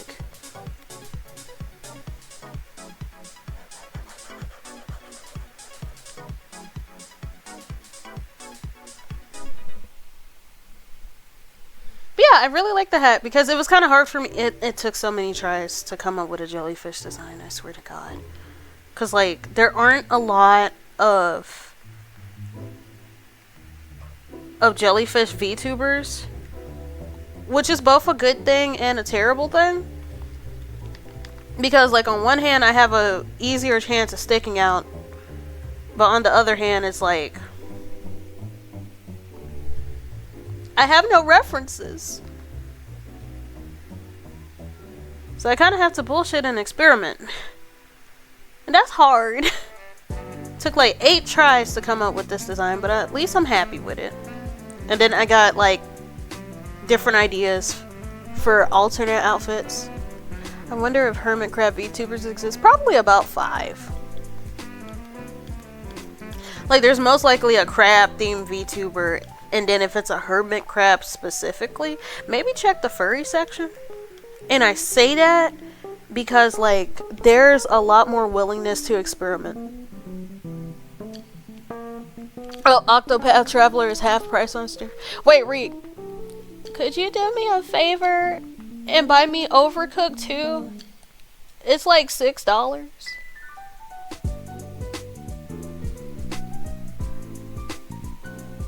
Could you please?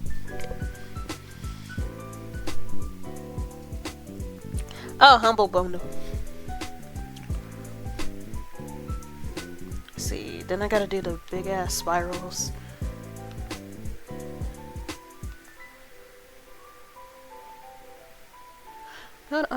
There's a curve tool. I could just use that. That's too small.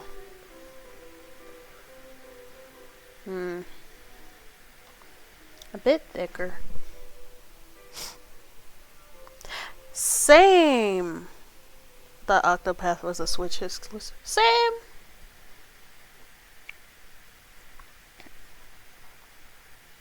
But that's nice that it's available on Steam, apparently.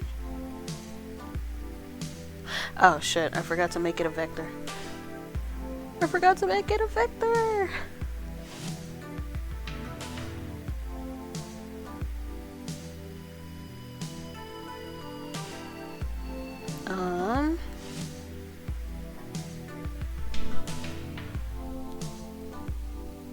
Thank God it's not. It would never go on sale then. Yep.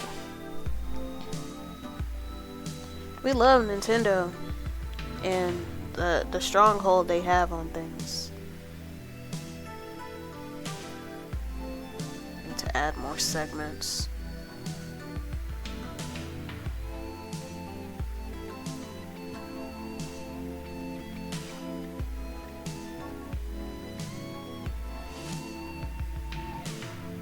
Also, y'all totally missed out on the rant that I had earlier. Like, I talk shit as usual, but I was like talking mad shit because, like, if y'all keep up with the stuff that happens in the VTuber community, it's been wild out here for like the past couple of weeks.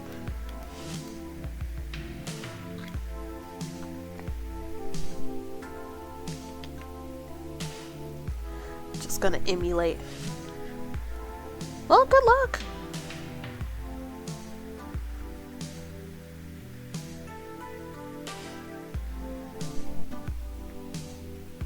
Oh, it's still $60. Good lord.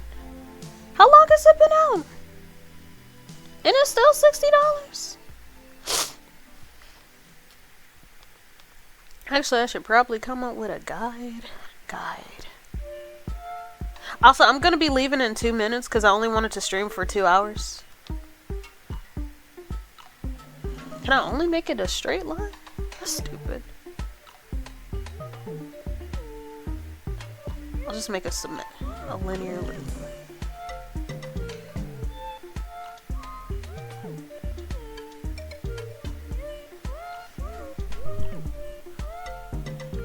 Yeah, cause like, okay. Part of the reason why I want to keep streams to like 2 hours is that, well, I'm immunocompromised. So, can I show it in all layers or not? And I don't want to put my voice at risk. Because, like, even though I could talk for long periods of time, that's mainly because it's a back and forth conversation. Where the hell is it?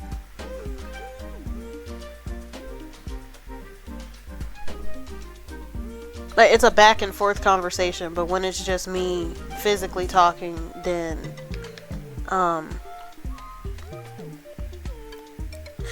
like, I don't have enough voice training to, like, talk for long periods of time.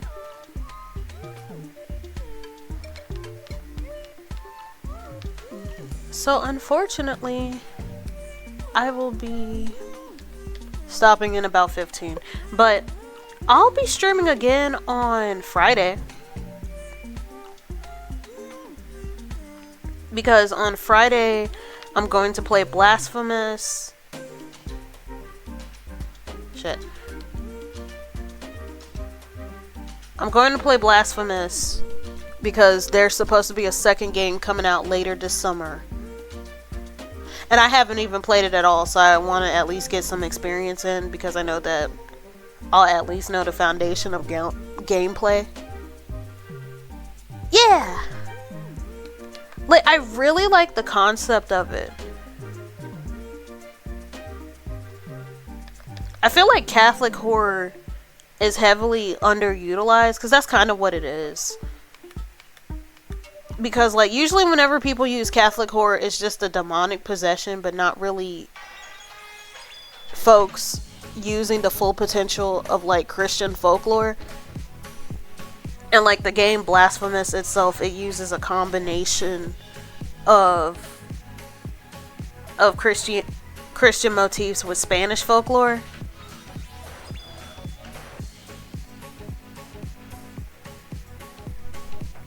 In order to get that sort of terrifying effect.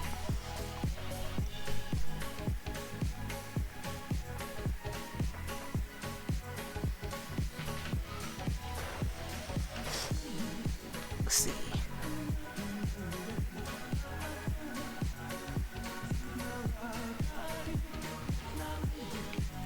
I'm gonna make it bigger.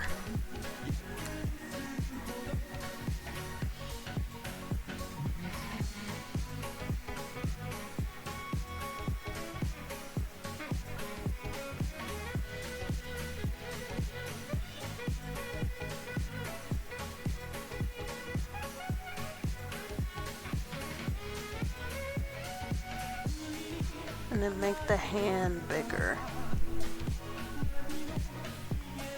Plus, I really like the soundtrack. So there's that. Like, I think that if a game has a really good soundtrack, I'm very likely to play it. Especially since I actually have the technology to play games. Like, okay, I had an Xbox. I haven't touched that motherfucker in so long. Like, I gotta reorganize that stuff. I had a Wii. I used to play games, but then, I don't know. I think because I had less time, so I was just used to watching gameplay and stuff on my phone.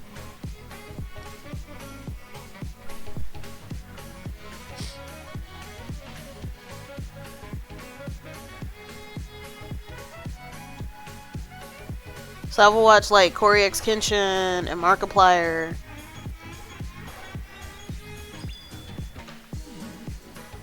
And Jay from the Cub Scouts. So I just got so used to watching gameplay and stuff. And then I'm like, yeah, I want a PC so I could play games like Minecraft. And then I got a laptop, but it was like kind of weak.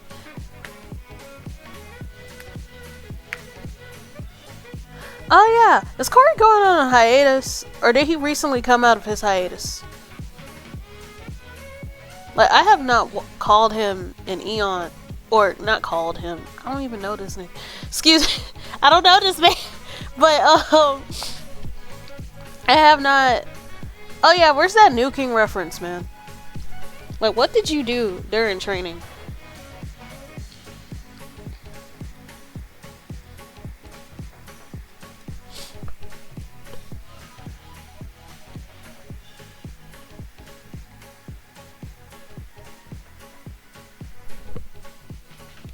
He dropped like 2 videos recently. Oh yeah. Well, that's good. Because like I say, oh, I watch so-and-so, but like I haven't really watched him in so long. It's been eons. I used to be really into Markiplier. Cause like I liked the games that he would play, and they were fun, and I liked his voice. And he's hot. But at the same time, he yells too much. And, like, he really likes to play horror games. And it's not that I dislike horror games. But if you're playing a horror game, and you're loud as hell, I'm gonna curse you out. Like, I want to be scared on my own. And it's something about people yelling that makes me more scared. And I feel like the fear is coming more from other people than it is from the game experience itself. Like, I will straight up tell you to shut the hell up. Like, if I'm in a life or death situation, it's just niggas yelling. Excuse me. I gotta be very careful with this word. This is Twitch. Like, even though they allow reclaimable stuff, I still don't want to be using it like a hot button. I'm so glad you didn't watch me play Resident Evil 2 Remake. I would be making fun of you. I'm sorry. Actually, no, I wouldn't. Resident Evil 2 Remake is genuinely scary, but it's just like if you're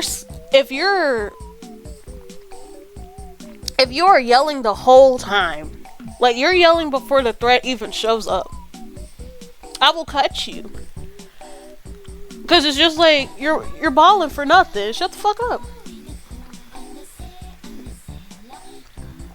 Games that are legitimately scary, like almost the whole time, like say Resident Evil 7, I say that that's the scariest.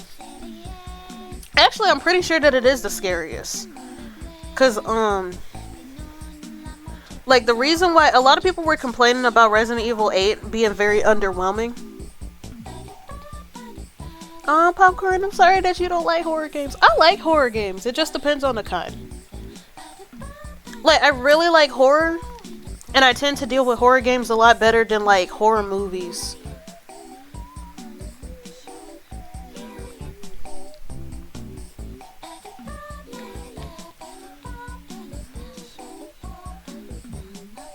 Well, that's fair, Reed, because you got jumped.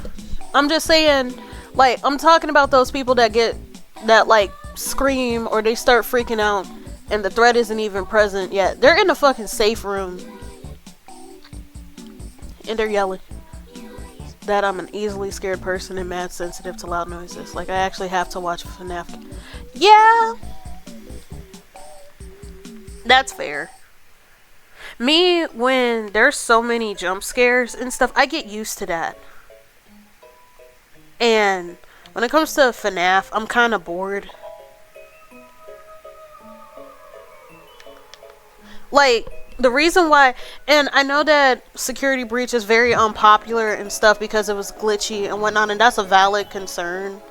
Because, like, how are you going to put so much emphasis on this game and then it's not even functional? And then, not to mention, I feel like the franchise has gone on for too long. But I genuinely like the concept of, I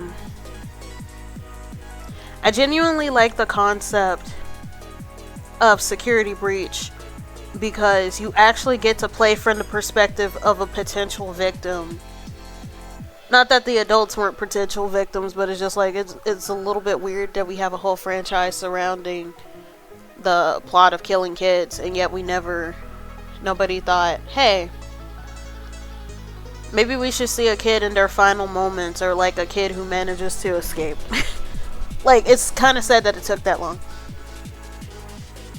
But like, I was genuinely interested in that perspective, and like, they still had jump scares. But I guess the difference between that game and the others was that you actually got to walk around and interact with the environment instead of staying in a restricted spot and waiting for death to come. Like, okay, if I were in charge of the FNAF franchise, I would have just done the first 3 games, maybe the 4th, and changed the mechanics a bit of the 4th, because I really wasn't a big fan of the mechanics. I think that having a game that relies a lot on hearing to play sucks, especially because Scott didn't put any accessibility settings. Like, the least he could have done was allow sound mixing instead of having a set volume so people can have adjustments so they can better hear. But also how the running and stuff towards the doors, it felt very disorienting. But like, I would only do about the first 3 games, maybe 4, and change the mechanics, or at least change the accessibility settings so it wouldn't be such a pain in the ass to play. And then Security Breach would happen after, but instead of like Paul Willie coming back, it would be like Jigsaw, where she's a copycat killer. I think that once they started doing the mad scientist stuff and being like, yeah, he's collecting people for to use their souls and all this other kind of shit, it became less spooky. And it became over convoluted, and it was like Scott was just putting in lore bits for the theorists to have something to do instead of making use of a very simple storyline.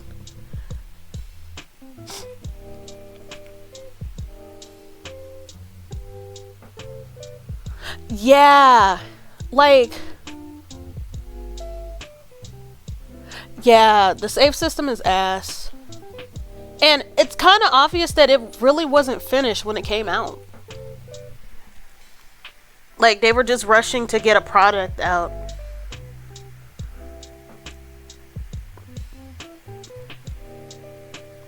Than they were about actually making a good game. So, like, that issue of putting in stuff just so theorists can have something to do, so the plot ends up becoming convoluted and being removed from its roots, and then having games with all of these glitches and shit.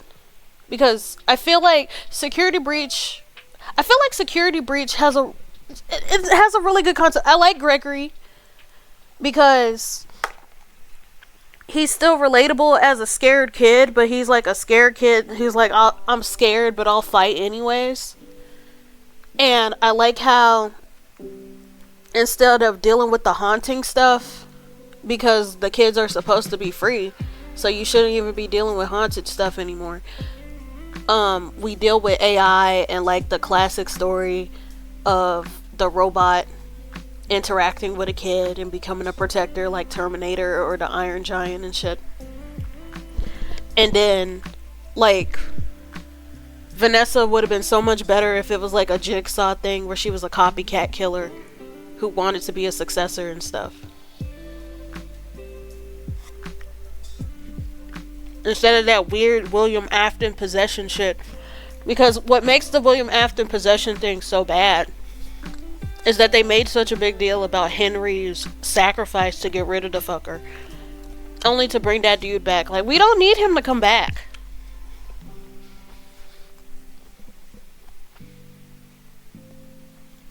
Yeah.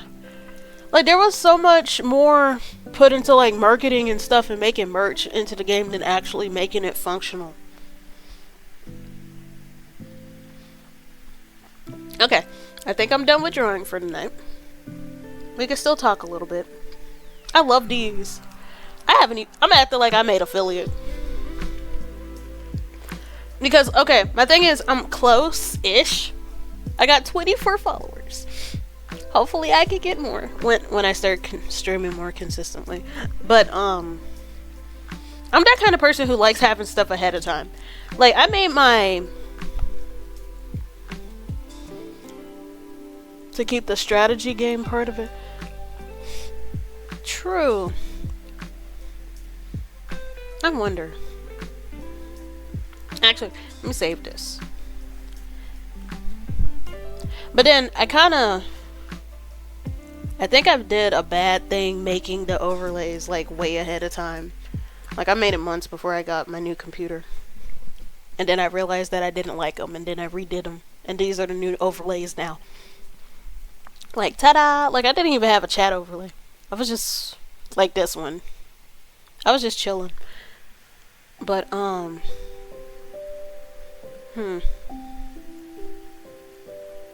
What was I trying to say again?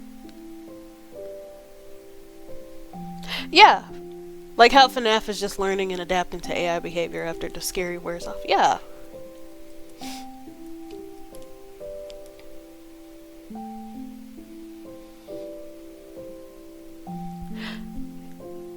Yeah, that as well. The lack of accessibility functions. I think that accessibility functions are important, especially with that kind of franchise. Like, a lot of the user base are kids, and then a lot of the user base also have, like, sensory issues and stuff. Because that was really my big issue with... I don't even have sensory issues, because I had a huge problem with the third game.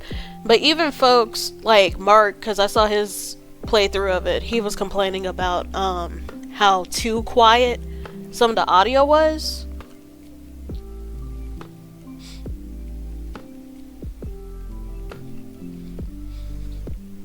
Like, the audio was too damn low, and it's not like you could really adjust because it would be specific sound effects that would be too low, and they only had master volume. They didn't have volume mixing. Wait, no, it wasn't FNAF 3. It was FNAF 4. I'm sorry. FNAF 3 was fine. Although, if it wasn't functional on your phone, then that's also a problem. I really like FNAF 3 because instead of just adding more animatronics, I didn't like FNAF 2 that much. Because it felt overwhelming. Like, I understand, you know what's scarier than 4 animatronics? Well, technically 5 with Golden Freddy. You know what's scarier than 5 animatronics? 11. And that was kind of it. Like, I liked Balloon Boy and the Marionette because they had a different gameplay entirely. Just micromanaging. But just having that many at one time. Like, I guess that's the dream of somebody with ADHD. But no, when it came to FNAF 4 having terrible sound mixing and stuff, and some people have sound sensitivities.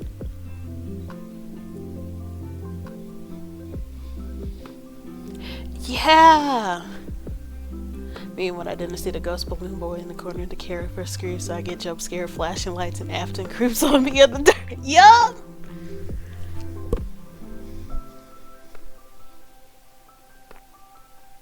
I cry.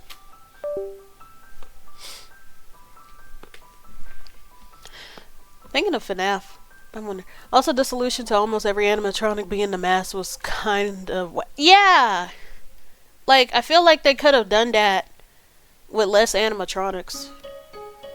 Like, since it was a sister location, they could have just maintained the main cast of the new characters instead of having the old and the new. And still maintain the Balloon Boy thing. Yeah, apparently the old ones get pissed off when you use the mask.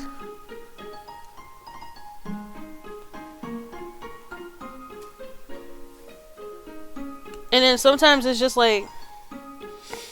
It's kind of hard to differentiate when there's more than one of different kinds in the same room. It's a pain. I cry! Like, if I can rank FNAF games, right? I say the first one because it's very simple, and it does a lot with that simplicity, and I sort of value that. Like, do a lot with as little as possible, because ain't nobody got time for all that shit. And then I say 3.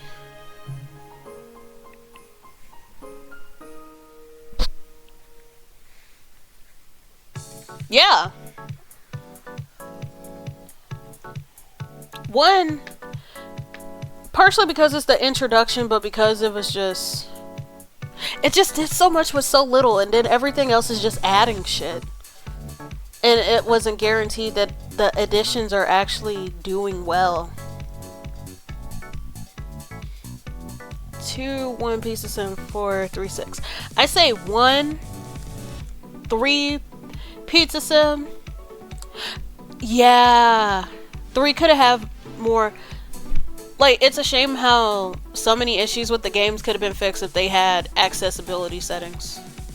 Like letting you change the brightness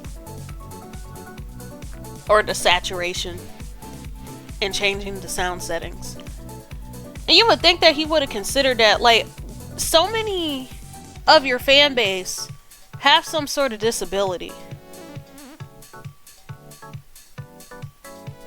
Like, so many people who are like autistic and have ADHD, they like this game.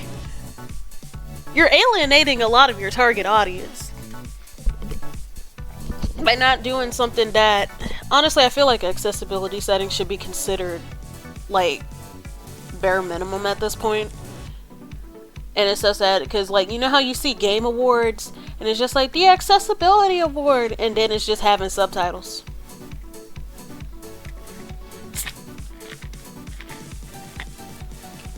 Like, I cry.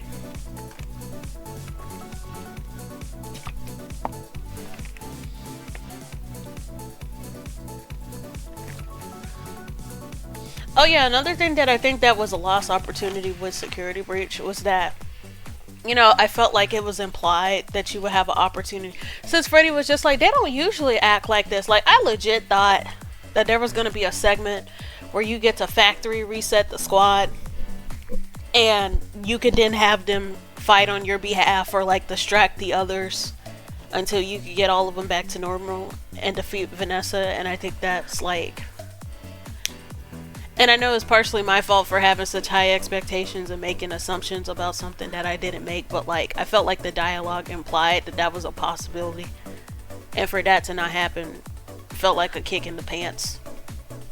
They should have did that. Understyle dates with animatronics. No!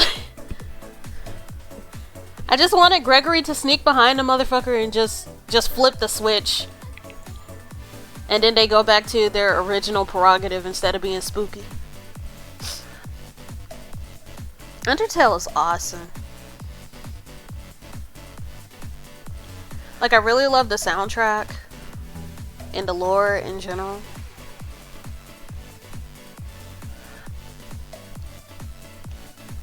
Plus, Undyne is my favorite character. Like, Undyne is the kind of person to be like, why not? Why be angry? Why be depressed when you could be angry? And don't worry, I got enough anger for the both of us. But she's like motivationally angry. She's not like hateful angry. And then Mettaton was my second favorite character. You know how I drew that bastard and I fell in love with the picture because I did such a good job that I was proud of myself? Yeah, I love Battle Against the True Hero. That's the best song.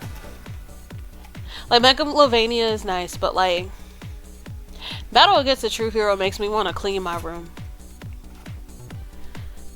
I would probably play Genocide, and my justification would be like, Frisk isn't a bad person, but like, he's read so many fairy tales about monsters lying and shit that he's just like,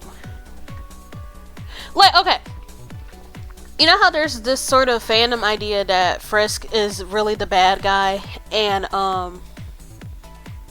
Sans is hard to beat. Like, even though the pattern is exactly the same, I don't think that he's ever changed the pattern. It's just actually getting through it.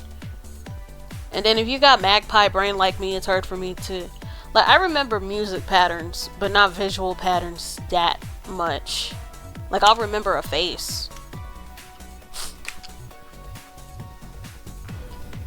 Yeah, that makes it worse because, like, okay, they're trying to deter you from killing everybody by making it a grind session. So, like, you literally have to be a completionist. Like, you technically got to be a completionist to get the pacifist route. But, like, you get to make friends. So there's more of an incentive. But, like, with the genocide route, the only incentive really is completing it. So unless you're those kind of folks that get all of the achievements for its own sake, and you see that as fun in of itself, then that would deters you from doing that. I say that the player themselves is the quote-unquote bad person because it's just like, wow, you're really doing all of this shit just to get something done, just to see what would happen. And I think that's the I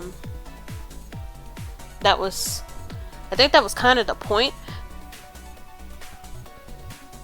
I say that when it comes to Frisk specifically, because, like, I'm thinking about it lore-wise, not necessarily from... I say that the player themselves is bad, but not Frisk. Because, like, the whole thing is that as Frisk starts doing this stuff, they start losing control of their body due to Kara. It's nice that the game literally makes note of it with the timeline resets via flag. Yeah! I feel like Undertale is everything everywhere all at once, but for gamers. Because, like, you're dealing with a nihilistic, murderous sociopath who thinks that life doesn't matter because of the resets, and despite all of the resets, he's still in a miserable state. But then, like, you who figure out the power of resets, you, like, develop an understanding with him and still give him another, you're like, okay, even though there is a meeting and whatnot, we can still reset and still try to have a good time and appreciate the times that we have. It gets to a point where even Flower is like, bro, you're a freak. Yeah! Because, like, if you keep resetting, it's just like, wow, you have no life. You're just here. And that's kind of shitty for a game that, like, gives that off. I think it's kind of insane how Undertale just straight avoided LGBT plus hate area despite dropping in, like, 2015. I think it's because, people were sort of distracted by the other positive things. Like, I feel like Steven Universe also escaped the LGBT hate era. It's just that after, when folks had time to reflect, there's like a sense of bitterness. Because I feel like Steven Universe was more often praised for the way that they did casual representation, and then people retroactively looked at it and was just like, oh, this is fucking garbage. Like, there's this habit that whenever a new show gets a bright and shiny new gay couple, that people start hating on the previous gay couples from previous properties. And it's just like, you could sort of complain about the execution of previous properties, but at the same time, when this is stuff made by folks in the community, you have to consider the hurdles that they have to jump through in order to make this stuff happen, and that it's not going to be as quote-unquote profound now as it is. Like, it's still profound for its time because of the obstacles that they went through to make it happen, and the reason why you have quote-unquote better rep now is because those obstacles aren't as prevalent, because the previous folks did the work for you to make it happen.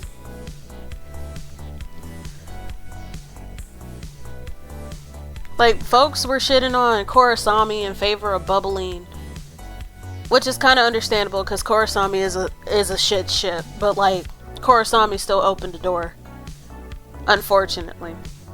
And then when people like Rupafire, and I don't think that anybody complains about Rupafire except for like the lack of general screen time, and that's really it. But like, Cachadora comes out and folks shit on Bubbling and Korosami and Rupafire. And then Luz and Amity come out, and then folks start shitting on Cachadora and Rupafire. To be honest, out of all of those ships, I really only cared about Rupafire. Because, like, Korosami is ass. The whole romance plot with Legend of Korra is ass, and it shouldn't have happened at all. Like, I just preferred if nobody dated. Because I felt like it took too much of a distraction, and it was adding unnecessary drama. And making Korra a homewrecker was, like, one of the worst things that they did to her character. And then with Bubbling, I just don't like Princess Bubblegum.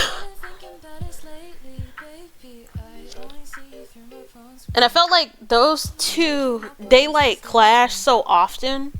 Like, I guess it works because it's two immature people getting with each other.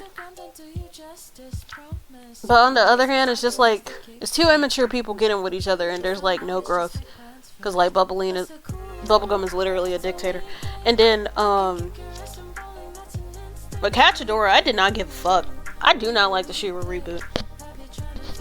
So I was gonna shit on this most popular shit by extension. Does Marceline deserve better? And I say that because Marceline has a habit of like violating boundaries, like how she plays too much. And then when somebody calls her out on it, she takes it as a personal attack.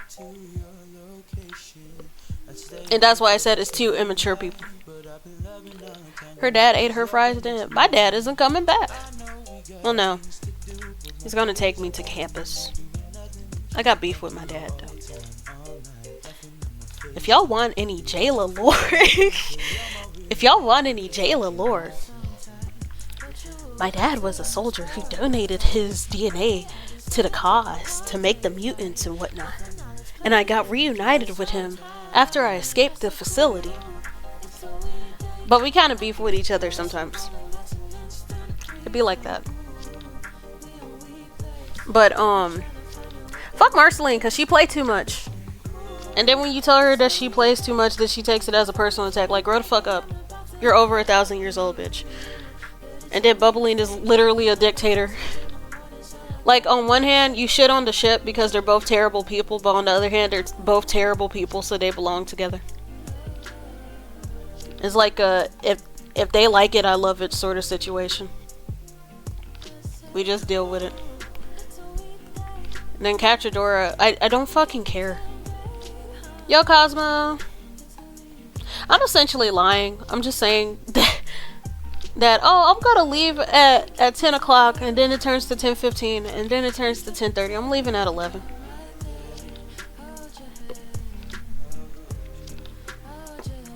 But we're just talking about ships and how whenever there's like a new gay ship, folks at like the previous ones stop mattering because they got new things. When it's just like the reason why you got the new thing was because of the work of the previous thing. Like the amount of folks that was shitting on the original She-Ra, because it's just like, oh, it was just made to make toys, and it's just like, that's not really saying anything when that's like a common motif with the 80s. And like the whole thing about the original She-Ra was that even though there was only ethnic representation, not really a lot of body diversity or queer representation, there was definitely that in the workplace. Like, Filmation was actually founded by like 3 guys, but one of them specifically emphasized inclusion in the workplace because his daughter is a lesbian. And she was one of the original voices of She-Ra, and that's because he wanted to make sure that she was guaranteed to have a place to work and openly be herself. So like there's a lot of POC and LGBT folks working behind the scenes, and like Larry Houston, who's a black producer, and he was the guy who produced the original Teen Titans and Johnny Test and stuff. He wrote a lot of the Masters of the Universe comics, and with the inclusion that they weren't able to get in the show, he ended up expanding that in the extended comics.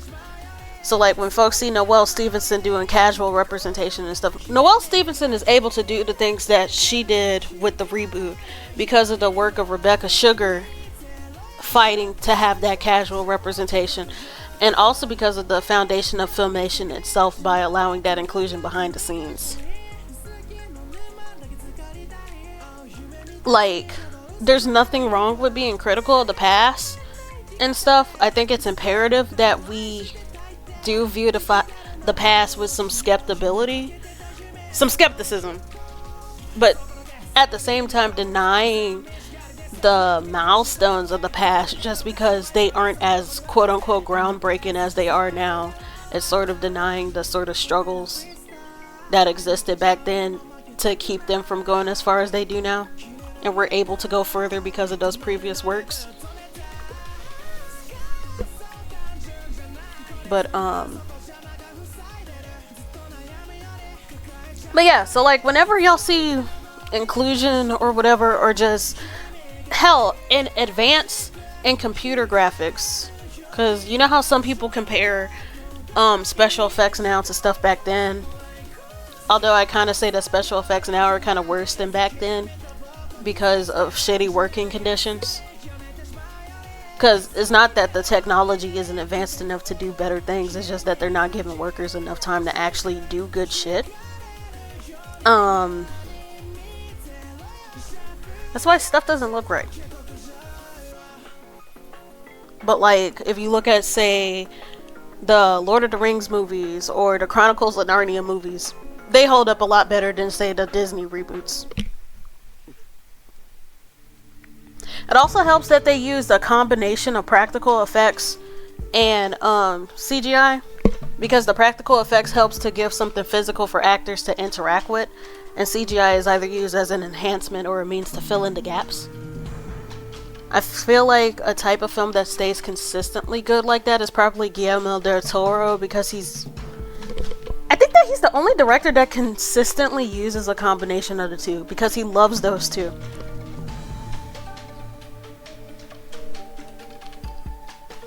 But Cosmo, you late.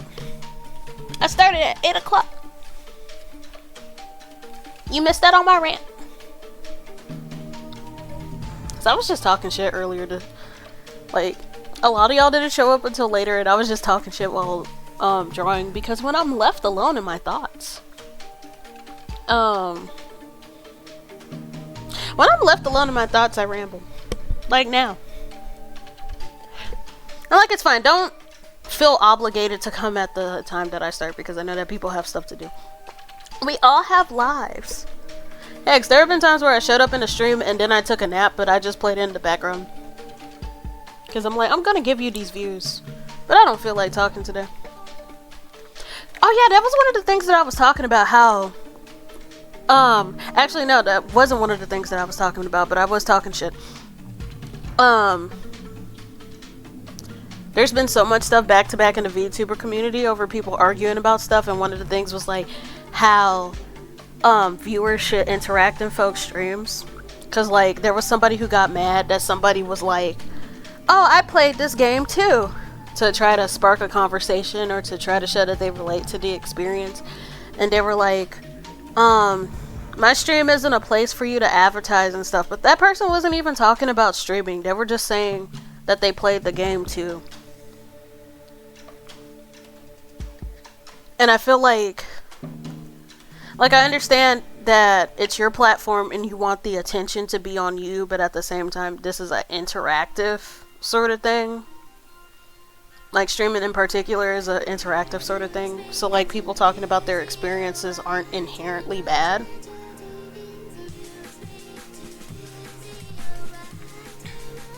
Like, yeah. And I don't want to create that kind of space where folks are afraid to talk in here. I like having people to talk to. Having something to respond to, it kind of puts less stress on me, because I feel like I have to fill in the space with sound. And I like to talk, but I also get self-conscious about talking as well, because I don't want to be the only one filling the space with sound. If you're talking about your experience to sort of relate or whatever, I don't mind. Do not advertise your stream in somebody else's stream. If they want to give you a shout out, then let them do that. But like, just simply talking about how you also played the game and you're not like backseat gaming or spoiling, that shouldn't be a problem.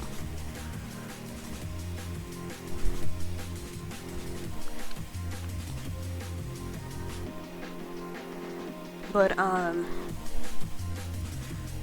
with that happier note, the happier note being, don't feel like you have to yeah, I feel like talking while alone makes me feel like I'm crazy. I personally don't feel that way. Like, I do inner monologues. I get bored. I feel like my mind is always active and it's hard for it to rest because of the hyperactivity. It's just that I sort of have a limit. I could do it for about an hour, maybe an hour and a half. But,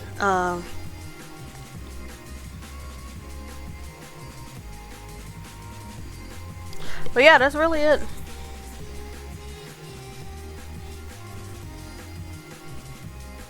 Don't feel like you have to say anything or feel like you shouldn't say anything. I'm very firm in thinking that streaming is supposed to be an interactive, because like that's why the chat thing exists. This isn't like posting a video and people can comment after. Like, this is real time back and forth. Yeah, tend to keep it to an internal dialogue, because like, I'm almost done. Something that I'm trying to practice more, and that's part of the reason why I did streaming, is to get used to vocalizing my thoughts. And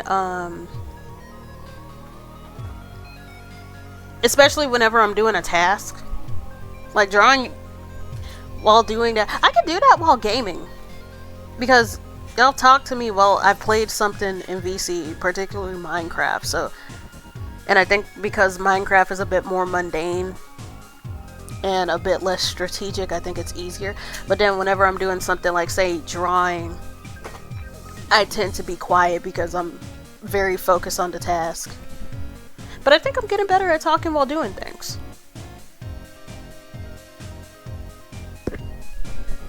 Like, when I debuted, I was very adamant that I'm like, oh, I don't have really big plans. I just want to get used to streaming itself. Because, it's not that I have a habit of starting things and not finishing them, but it's more so that I know that when it comes to something like this, it's a big commitment, and I don't want to just make it a hobby thing. Like, for the folks that do it as a hobby, power to you, because, like, this,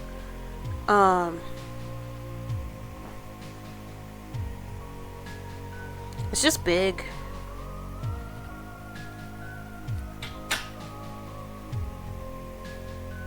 It's just big. And I feel like I can't do it just recreationally because of the amount of stuff that puts into it, especially when it requires resources. Like, if I had extra money and could get people to do the art and assets and stuff for me, then yeah. But it's just like, I'm doing everything by myself. This isn't a hobby. I gotta do something with it. Which is fine.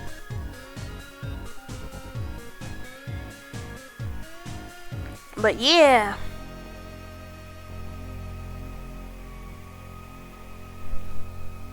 Yeah. That's really all I have to say about that. I could go ahead and end this stream now. Like, I love y'all, but I already said that I was gonna end like 3 times. Yeah, it takes too much time and effort to just be a hobby for some people. Yeah. The grind is internal. If we didn't live in a capitalist system, I wouldn't mind doing this as a hobby. But given how little time that I have and how I still have bills to pay, I would like to make this bigger than it is. I'm just not, like, rushing because I'm just not rushing. I just want to have fun with this. And even when I start doing it, quote unquote, more professionally or whatever, I still want to have fun with this. Like, even with my art, I want to live off of my art, but I still want it to be fun. Because, like, it's bad enough that we have to make the things that we love a job in the first place just to live. I cannot legally say what I want, but all my homies hate. Yeah. Yeah. Rest in pepperonis. We need a revolution, I swear to God. But I'm actually going to leave. Thank y'all for coming. And I'm glad that even though y'all couldn't hear me go off at first, you can hear me go off about other things later on. And this was nice. I ended up doing a lot more than I thought with the emotes, cause like emotes, I'm learning how to draw new stuff all the time, and cropping is hard. But this was fun. This was a nice stream back, and y'all have a good night. Bye.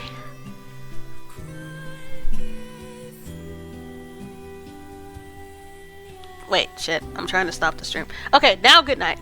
Bye.